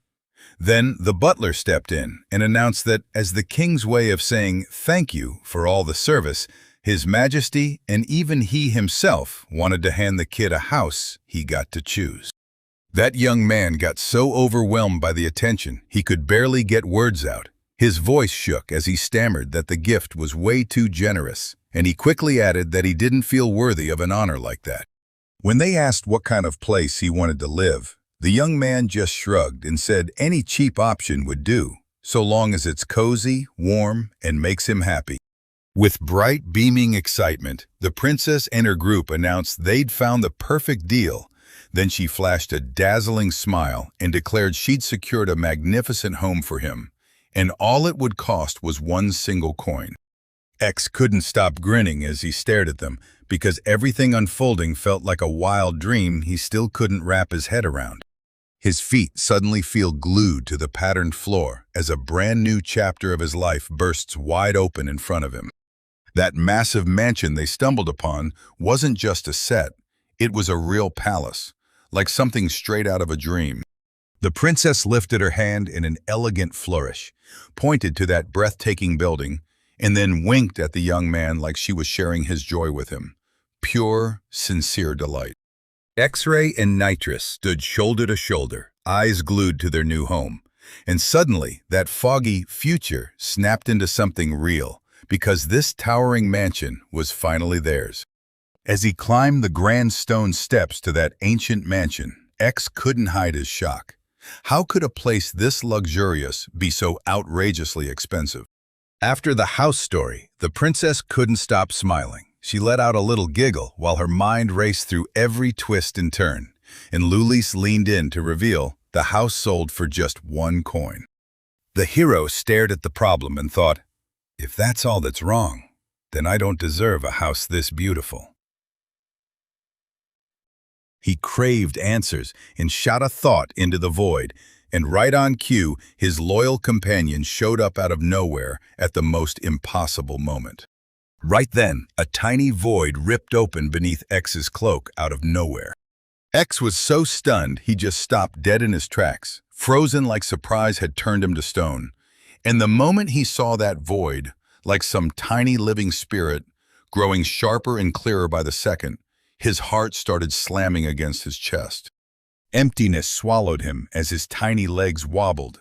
Then he toppled onto the ground, looking ridiculously cute and totally harmless. The guards spotted that strange creature and instantly went on edge, circling the group and booming that their duty was to protect the princess. Rai and Nitra, lurking behind the guards, rushed in to soothe them, swearing that the tiny void wouldn't hurt a single soul. X snapped with frustration when he realized the baby had gotten so solid that everyone could see him, like the magic bond between them was getting stronger by the second, and that meant trouble was coming fast. He and the void locked eyes for a long, heavy moment, like something deep was being understood. The hero jolted in alarm. He'd hit the third stage of magic. The baby kept surging with strength, and that creature stared at him with wide, gentle eyes, like it was begging him to understand its feelings without a single word. He understood this. Once that creature fully invaded his body and fully materialized, his fate would swing hard into three paths: demon king, devil, or a hermit.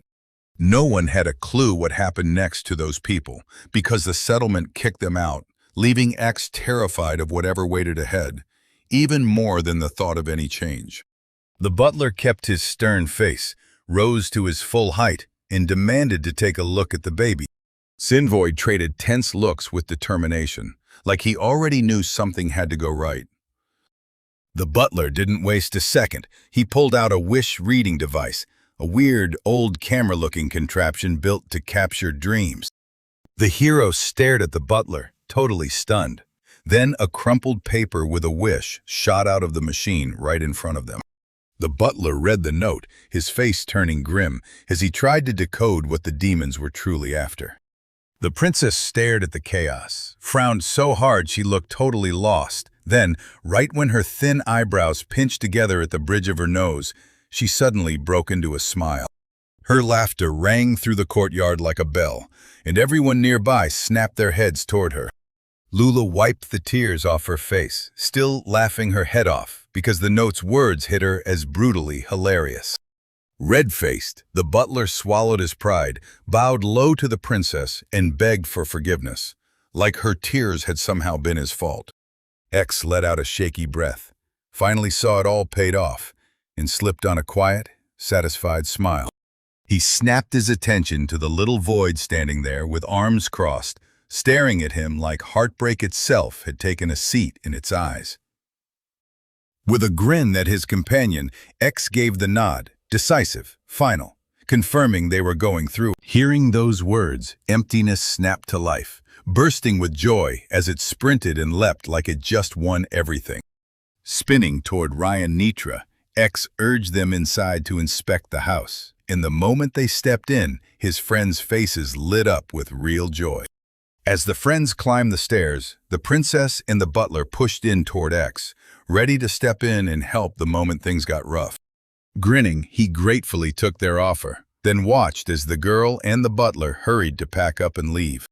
The girl, fighting back tears, sent him off with a sweet, aching promise. She hoped they'd see each other again soon. Once they climbed into the carriage, the princess softly thanked X all over again for everything he'd done for them, and he, still on the porch, kept waving until their figures vanished, desperate to cling to every second of their farewell. The carriage lumbered down the road, dragging the princess and the butler farther and farther from the majestic mansion, until they were swallowed by the distance. The princess lounged on the carriage's plush cushions, and she couldn't stop staring at the butler. Across from him, the butler sat there, eyes glued to the princess, as if missing a single move would cost him everything. Bursting at the seams from the dead silence, the butler softly leaned in and asked the princess if she remembered anything that ever made her laugh, really laugh. With zero shame, the princess spilled exactly what thrilled her so much, because the mysterious note he'd read wasn't some curse at all. It revealed the demon's simplest wish. He didn't want power or revenge. He just wanted a home of his own. With her voice trembling from pure emotion, the girl pleaded with the master, begging for a real maid's position. He shot her a gentle smile and reassured her that it was all going to work out for the best. The heroine took one look at the mansion's huge open halls, then told the gentleman she was ready to jump in and help clean, making sure he understood just how massive that place really was. With a serious look on his face, he realized he'd been hunting a house for the three of them from the start, thinking it would make her happy and calm her nerves, only to find it didn't. The girl stood in front of him, hands clasped like she was praying, and his mind drifted straight into deep thought. Maybe it'd be easier if she just stayed and handled the housework, and he didn't even bother to argue with that idea. The moment she heard his agreement, her face instantly erupted in pure joy. The girl bounced on her toes, bursting with pure joy, while her master kept talking calmly, watching her storm of feelings with a quiet, smug little smile. X kept talking, then tossed a handful of coins in front of her and promised they'd last for years. She just froze, stunned by how generous he was. Then he told her to use the money to buy groceries. When she laid eyes on that gold coin, she went completely speechless, and the owner instantly picked up on her shock straight from his mind. He asked what salary she wanted, and she didn't hesitate for a second. She refused his money and made it clear she didn't need pay for the work she was doing. The owner flashed her a warm, good-natured grin, wagged his finger like it was all part of the joke, and told her straight up that if she ever needed anything, she should come find him without hesitation. She shot him a smile, bright, teasing, and just a little mysterious. Then the owner instantly got it. She would barely ever turn to him for help, not even if trouble blew up out of nowhere. The hero snapped that this chapter was over, stared into the far horizon, and wondered where Nitra and Void had vanished to. Then, out of nowhere, he swore he heard their voices drifting in the distance. He swung the door open and found the missing people, so glued to what they were watching that his voice didn't even register, and they kept staring on, burning with curiosity. The hero figured they'd finally settled in the kitchen and leaned in to examine his masterpiece, an endless water jug with pure fascination. But everyone was so locked onto that weird creation that not a single one of them noticed him slip inside. The kitchen crackled with non-stop energy, like the whole place was buzzing with a secret. The boy suddenly snapped. Maybe it was Void who'd been messing with his magic. Like he could hear every thought, Void spun around and flashed a joyful grin, clearly thrilled with his own magical tricks. A wave of emptiness barrels toward the heroes, shouting as he sprints up to them, begging for praise with all the speed and volume he's got. X dropped to his knees before little Void and, with heartfelt gratitude, told him he was adorable. Then little Void lit up like sunshine with pure joy. The maid softly stroked the baby's head, smiling warmly as she praised him. And the moment those words landed, the little one erupted into happy, joyful giggles. While Void soaked up all that attention and even basked in the compliments, X watched him with sharp worry, knowing he had to stop that praise from going straight to the little boy's head. He slammed his palms together to grab everyone's eyes, then blurted, loud and clear, that it was time to wrap up and move on. Then he snapped, commanding the little Void to come back to him at once, and flat out banning it from going outside. The request shocked him so hard his expression darkened instantly. The hero flung his arms wide as the Void awkwardly squirmed under his huge cloak. Then he crouched down, apologized to the little boy, and grinned that they'd get to play later. There was still time. X said they needed a futon, and Rai didn't even blink. She told them not to stress, because she knew exactly where to get one, and then offered to take him there right now. After what felt like forever, they finally found the exact spot, and the moment they did, every hero lit up with pure joy. The client stood right in the showroom's middle, scratching his head in pure confusion, admitting he couldn't pick just one, and a consultant leaned in and told him to personally test every model to see which one felt the most comfortable. He flopped onto the bed, pulled the blanket over himself, and grinned, because that footer felt unbelievably light and silky against his skin. When X gushed that the futon was perfect, Ray practically burst with joy. But the moment she spotted that brutal price tag, far beyond her budget, her excitement instantly turned to a gloomy drop. She sucked in a deep breath and urged the client to try the other futons on display before they locked in their final choice. The young man grabbed the futon, studied Rai closely, hesitated for a split second, then nodded and agreed. "All right, I'll do it." After ripping through every last futon, they finally admitted This selection grind was brutally tedious.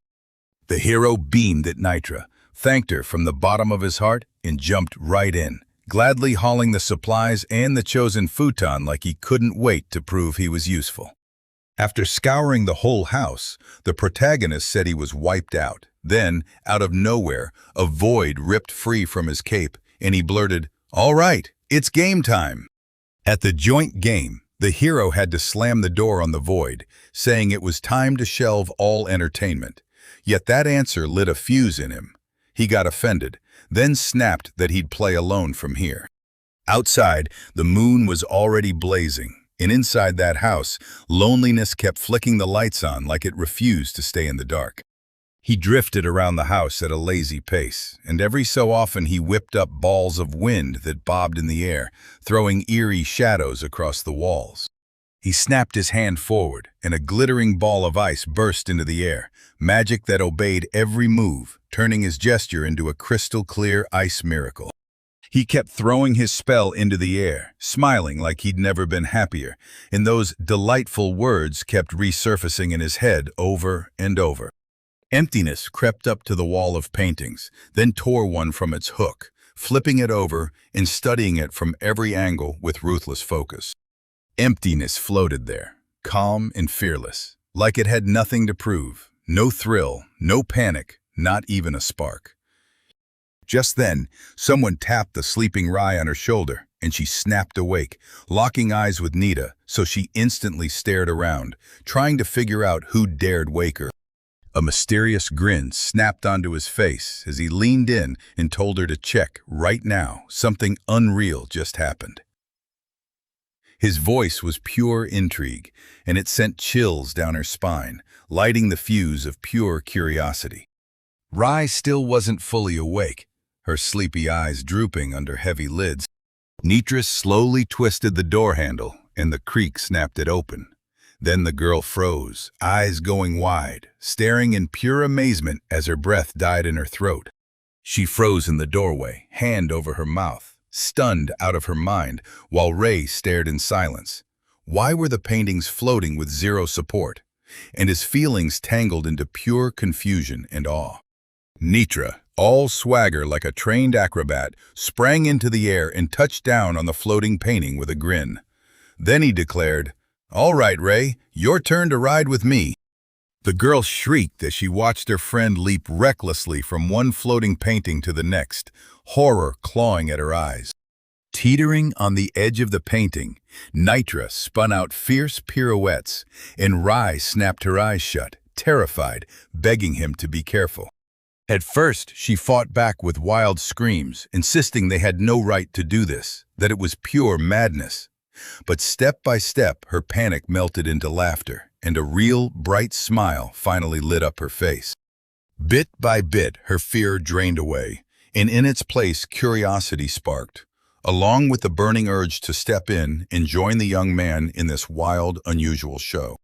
Right then, a shadowy figure materialized out of nowhere and yanked their attention. Void stood there staring with pure mystery and curiosity, like he couldn't believe what he was seeing. Nitra clocked that mysterious newcomer and immediately figured the hand of the void had spawned this wild magic space, floating paintings and all, and the kid just kept standing there, grinning like he knew a secret. Ray crouched down, smiling softly as she told the little one what a sweet, wonderful boy he was. Then the hero chimed in, calling their mysterious friend seriously cool. And even the silent emptiness couldn't help it, because a grin finally crept across his face. Still grinning like he knew a secret, the hero pulled a ripe apple from his pocket, and the girl, when she saw it, started petting the kitten, thanking him for being such a good boy, turning the whole moment into pure warmth. Rai strolled around the house, laughing with her friends, her face lit up like sunshine. And then she paused, clutching a ripe apple in both hands, ready to offer it to the master as a sweet thank you. Rai pulled the shiny thing from her pocket, rolled it over and over in her hands, and, without even glancing away, started speaking to it. She pulled the tiny, shiny knife from her pocket, rolled it between her fingers, and said it'd be way easier if they sliced the apple instead. Rai peeled an apple and told everyone, "Once I'm done, you're all changing clothes." And that promise hit the kitten like a punch. His fur went still, his face drained of color fast, and he waved her off with a sharp, irritated flick of his hand. Lost in deep sleep, the gentleman sprawled across the wide bed, hogging nearly every inch of space. A sudden knock slammed through the room's silence, bouncing off the walls like thunder on a clear sky. Yet the gentleman, sunk deep in sleep, kept snoring like nothing happened. A kitten and a girl slipped inside with a tray of breakfast for the gentleman still asleep. Rai clutched the warm food to her chest, greeted him with a bright, "Good morning," and immediately, thunk, sent the nitro-graded axe flying into the mix. Rai lifted the lid off the tray with care, and the owner just froze, eyes blazing with pure admiration, because an apple, sliced paper-thin, sat there waiting in all its glory.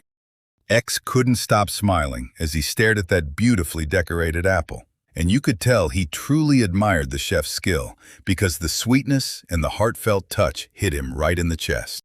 He flashed a huge smile and with real gratitude in his chest, thanked everyone there for the amazing surprise. While the hero happily bit into slice after slice, savoring every bite, everyone around him grinned and praised the little helper for giving it his all to make this tasty treat. X dipped his head a little, and a warm smile burst onto his face. Then he looked Rai in the eye and told her, straight up, how grateful he was, praising the great job she was doing and making it clear how much he valued everything she'd contributed. She blushed so hard she couldn't look anywhere else, staring at him with wide, unblinking eyes, caught like a spell, terrified she'd miss even one twitch in his face. The girl burst into a loud, joyful scream, her smile blazing so bright it looked like it could light up the room, and she practically shouted that she'd keep pushing, throwing every ounce of strength and energy into her work. The heroine curled into a cozy corner with a steaming cup of tea and a plate of cookies, then slowly tore off tiny bites and let them melt in her mouth, one calm bite at a time. She perched on the edge of the bed, pulled her legs tight under her, and crunched cookie after cookie on autopilot, hardly tasting a thing, because all she could think about was X and what he might be doing right now. Right, as she kept petting that stuffed rabbit on autopilot, its stitched eyes suddenly flickered to life, glowing with a gentle, eerie light. Little X, pale and skin-thin, slumped on the cold floor and clutched a piece of bread in his hands. His eyes carried a weary weight way too old for his 10 years. Behind it all, a black-haired man stared ahead with a heavy, thoughtful look, like his mind was trying to crack something huge. Then he snapped, saying they were finally having maple crabs today, the first time in ages. X snapped his head toward that familiar voice, and boom! Old memories detonated in his mind. When their parents got dragged off by bandits, it was his aunt and uncle who stepped in to raise him. The uncle by the fire snapped his head toward X, frowned hard, and barked what he was staring at, calling him a brat, until the aunt stepped in beside him and shut his rudeness down. And the hero felt nothing but grateful. Total, breathtaking silence hung in the air, until leaves whispered in the wind and birds cut the stillness with their songs. X dropped onto an old log, staring past the tree line where the sky kissed the forest, and the same question kept clawing at him. How could he possibly help these people? A heavy sigh burst out of his chest, because deep down he felt trapped by obligation. Suddenly his stare snapped to a stop, like something out of the ordinary just hit him in the face. His eyes went a little wider, his brows lifted, and in that instant a shocking thought flashed through his mind, one that could flip everything he thought he knew. Two figures popped up right in front of him, talking animatedly like they'd been planning this for ages, arguing about maple crabs, creatures Axe had never even heard of, and their voices somehow sounded like they were coming from miles away. Frowning, one guy demanded to know if the forest where these crabs live is really that deadly. He'd heard people straight up dying there, while the other man just waved him off, insisting it was all nonsense. The stranger's words hit the hero hard, and his mind spiraled. Then his uncle's warning burst back. In this forest, everything grows terribly, like the place sucks the life right out of anything alive. Suddenly, the dead silence got ripped open by a voice calling to the boy. He jerked around in shock, his heart hammering like he'd just been swallowed by fear and anxiety. Flustered, out of his wits, he blurted out to the strangers what they wanted, and they lured him with a chance to join their crab hunt, then hissed a warning, "Don't tell a soul about it." It sounded too good to ignore. His mind drifted straight to those mysterious maple crabs. He tried picturing what they looked like, and then it hit him. These were his uncle's favorite delicacy. His imagination started painting wild, strange pictures, and soon his mind was totally hooked on crabs. Uncle had always sworn nothing was tastier than them, and now this kid finally had the chance to make him happy. Clutching his courage, he nodded and accepted the stranger's offer. Then he and his steps marched on with total confidence, and the red forest's outline was already looming ahead. With his head lifted, the boy stared in awe. The tree's leaves blazed in wild, bright colors, and he couldn't help admiring how they'd already stepped into this mysterious red forest. He carefully plucked a single leaf, raised it to his eyes, and froze when he saw it. The veins, shaped like hands, like nature itself had designed the perfect resemblance. His companions were visibly terrified, pale faces trembling with fear. And this forest truly had a weird power, twisting their minds into pure, unexplained anxiety. One of the guys snapped under the tension, blurted that he couldn't take waiting to reach the crabs, and complained that the ground kept squelching and making every step feel awful. Feeling way more confident than the others, the boy thrust his hand forward, took a bold step ahead, and pointed at the weird sight in front of them, then grinned and announced that this was exactly where the crabs they'd been hunting were hiding. His fingers stabbed toward the tiny maple crabs darting across the ground like little workers on a mission, and their fast, synchronized scurries made the whole scene feel alive. The young man crumpled to his knees, eyes blazing with pure amazement, because the heroes were clearly racing to scoop up as many crabs as they could, and the whole place practically buzzed with anticipation. Clutching a single crab in his hands, X gently traced its shell, hoping that after all that prey around, luck might finally snag something for him. The boys lit up at the thought of catching crabs, grinning like crazy as they bolted between the trees, snatching every crab that tried to slip away. And the hunt kicked off perfectly. Then one of them yanked his hand back, shooting up in panic, screaming, stunned, and blurting out how in the world this was happening. His jerk snapped everyone else to attention, and every single one of them froze on the spot, staring and listening to the weird sounds closing in around them. One of the boys, shaking with pure fear, spun around and hissed that these were the loudest, strangest flies he'd ever laid eyes on. Panic flashed in his eyes the moment he lifted his head, and his heart slammed like it knew danger. His face drained to bone white, his lips gone dry with shock. Because it wasn't a sight, it was a massive swarm of insects. X clutched the crab in his hands and just couldn't wrap his head around it, while his friends screamed in panic, warning that these were dangerous, spiny reapers, predatory insects, the kind everyone feared because of brutal legends. The guys bolted in terror, ditching the hero there on the spot, utterly stunned. He couldn't grasp what was happening or why everyone was freaking out so badly. The young man, lost in his own thoughts, dropped his gaze while never once taking his eyes off that massive swarm of insects hovering above him. He felt something was off, snapped his head up, and froze like a statue, because what he saw next made his heart slam to a stop. Staring at the black shapes roiling through the air, he froze with dread, because he suddenly remembered those nightmare tales about the prickly reapers, vicious insects whose sting could crush you with unbearable pain. Right then, something impossible snapped his gaze. One strange figure popping up out of nowhere, long hair whipping in the wind and casting a mysterious glow right around his head. A thunderous roar suddenly shattered the silence, an ear-splitting blast that made the ground shake, and the scared young man jerked his hands up to shield his head like instinct took over. The young man slowly dropped his hands, eyes snapping wide with shock at the stranger, her long blonde hair whipping in the wind. And in that single breath, he finally understood. It was this mysterious figure who had saved his life. A mysterious figure, draped in strange clothes as long hair whipped in the wind, stood dead still with its back to the young man, silent as stone, while that unreal, slender shape melted into the semi-darkness. The stranger spun toward the young man and pinned him with a steady, searching look, then asked softly but sincerely if he'd been hurt. Her eyes weren't acting. The worry was real. A young man couldn't wrench his eyes away from her.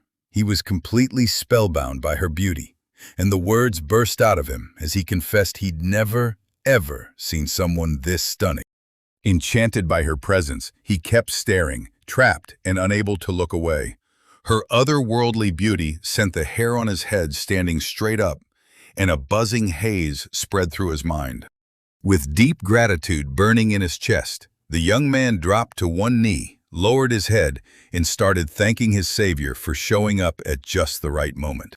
Still kneeling, he lifted his head inch by inch and kept his eyes locked on her.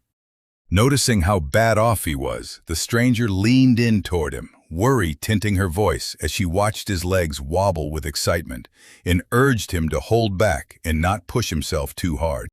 She stopped for a breath, studied the young man like a secret worth cracking, and whispered that maybe he was an uncut diamond, one whose real worth hadn't shown itself yet. With her elegant hand propping her chin, she stared him down so hard it felt like she was trying to dig straight through his soul and read every secret thought he kept locked inside. The young man kept staring at her, totally baffled and clueless about what was unfolding, until the stranger leaned in and told him she felt a magical gift in him, and that it might even outshine her own. She leaned in and guessed it right away.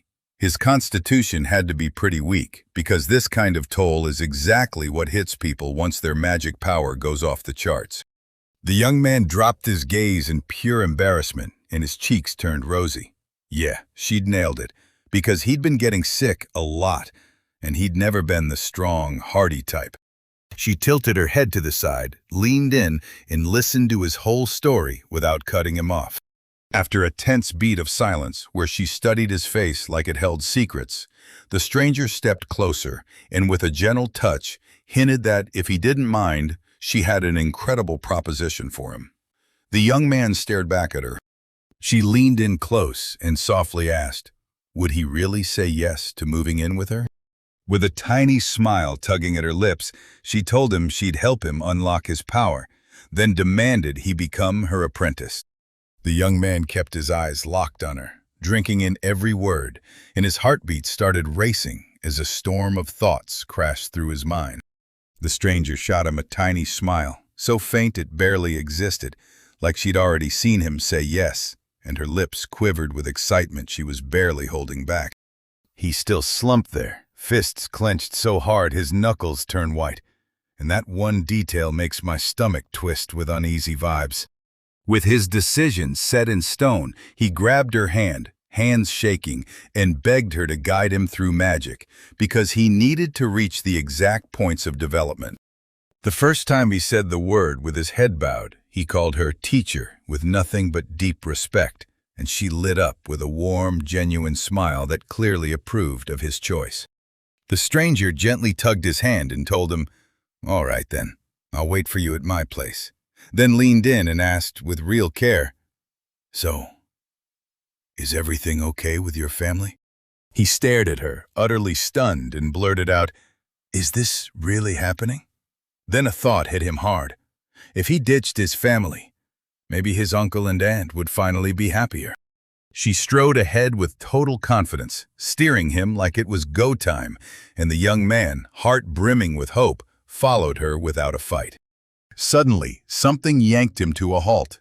He snapped to a stop, fists clenched so tight his knuckles went white. Then he sucked in a deep breath. Seeing him halt, she spun around, and surprise hit hard. Then he clenched his courage and asked her for just a little time. A worn-out man dragged himself up the steps, stopped right at the house's threshold, and sucked in a deep breath before shouting, "I'm back!" Uncle Axe wiped out from a brutal day of work and a head full of heavy thoughts. He stepped inside and froze at the sight of an empty room. The silence felt wrong, like the house was holding its breath, and the missing everyday sounds hit him like a warning.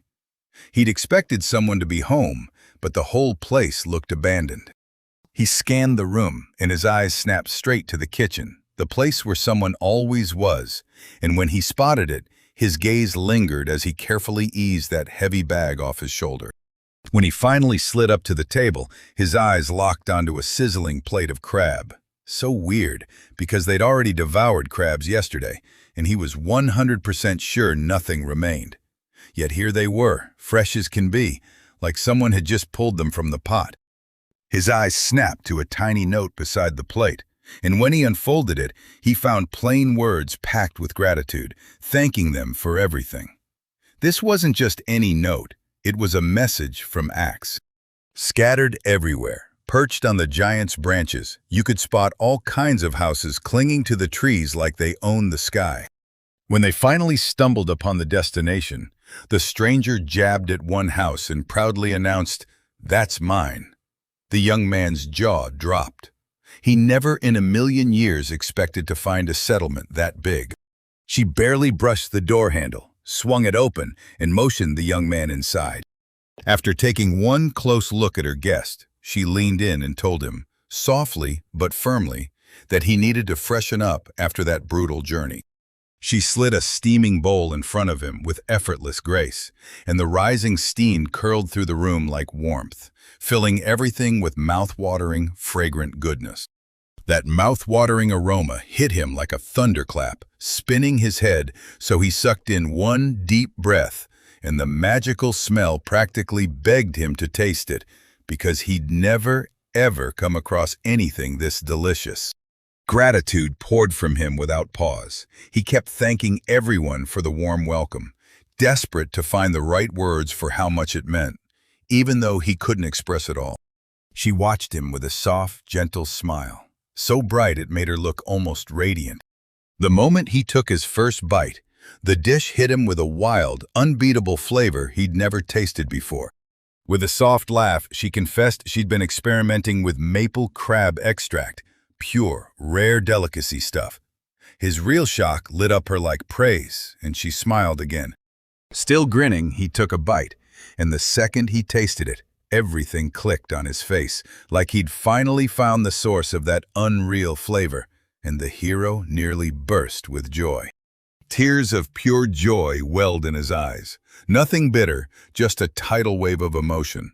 Because this kind of exquisite food felt unreal, like fate had just dropped a near fairy tale gift into his lap.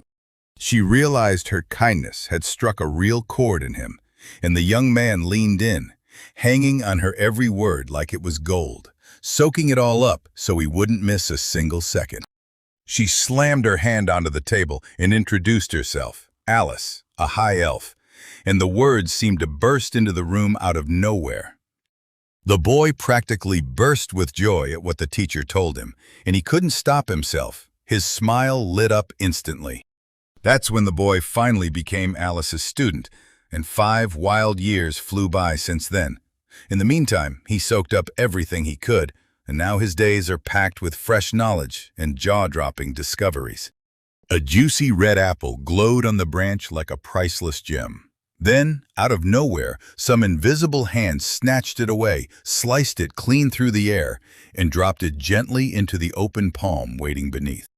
It was X, with the apple already lifted to his lips, seconds from taking a bite, until Alice snapped, stern and unmistakable, that he was acting completely unacceptable.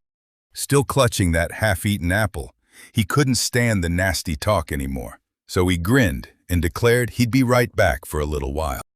Alice stared as Axe surged upward into the air, and dread crawled over her skin, because she could feel his power ramping up way too fast for someone his age and experience.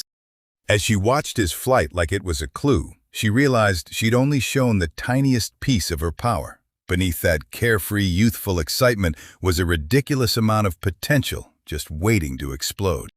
She stood frozen in place, staring at the horizon where the sky slammed into the earth. Alice drifted down the street with her thoughts racing, rummaging through ingredients and dreaming up her next killer recipe. After that brutal long flight, his tired legs still held strong, and when they finally hit solid ground, it felt like he'd earned the next breath. He suddenly found himself perched on a colossal rock, staring down a dead, empty wasteland. And it wasn't an accident. Nobody was watching here, so he could finally practice magic in peace, free from interference. With a fierce spark in his eyes, the young man snapped that today was the day he'd start his climb to becoming a magician who'd outshine his mentor. He was convinced the only way to pull this off was to forge a special bond with the void, the true source of power. Remembering Alice's lessons, it hit him like lightning. She wasn't just training him to become a magician, she was teaching him how to see the deeper truths and wisdom behind it all.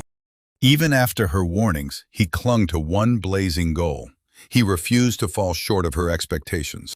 He stared down his destiny, knowing he was finally ready to step into manhood and strike a deal with the void itself to win what he wanted, with a will so unshakable it couldn't be broken.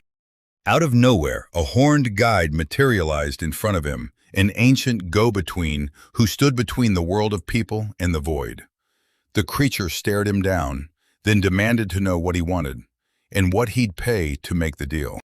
X didn't even pause. He blurted that he'd give absolutely everything without hesitation, and then the guy threw down a test, asking straight if he was truly ready to surrender the most valuable thing of all, his own life. Without skipping a beat, the young man shot back a clear yes, his face locked in unstoppable resolve, while his voice came out steady and confident. Fear of the unknown tore at his insides, but he masked it with pure skill. His eyes stayed locked, his back stayed straight. The horned guide studied the young man in silence, then leaned in and offered him a proposal that fit perfectly. The deal hit like a curveball. This guy demanded extra talent as payment, and from that moment on, his body's growth would freeze, forever locked in a youthful form. Even with everything on the line, X took the condition without a single second of hesitation.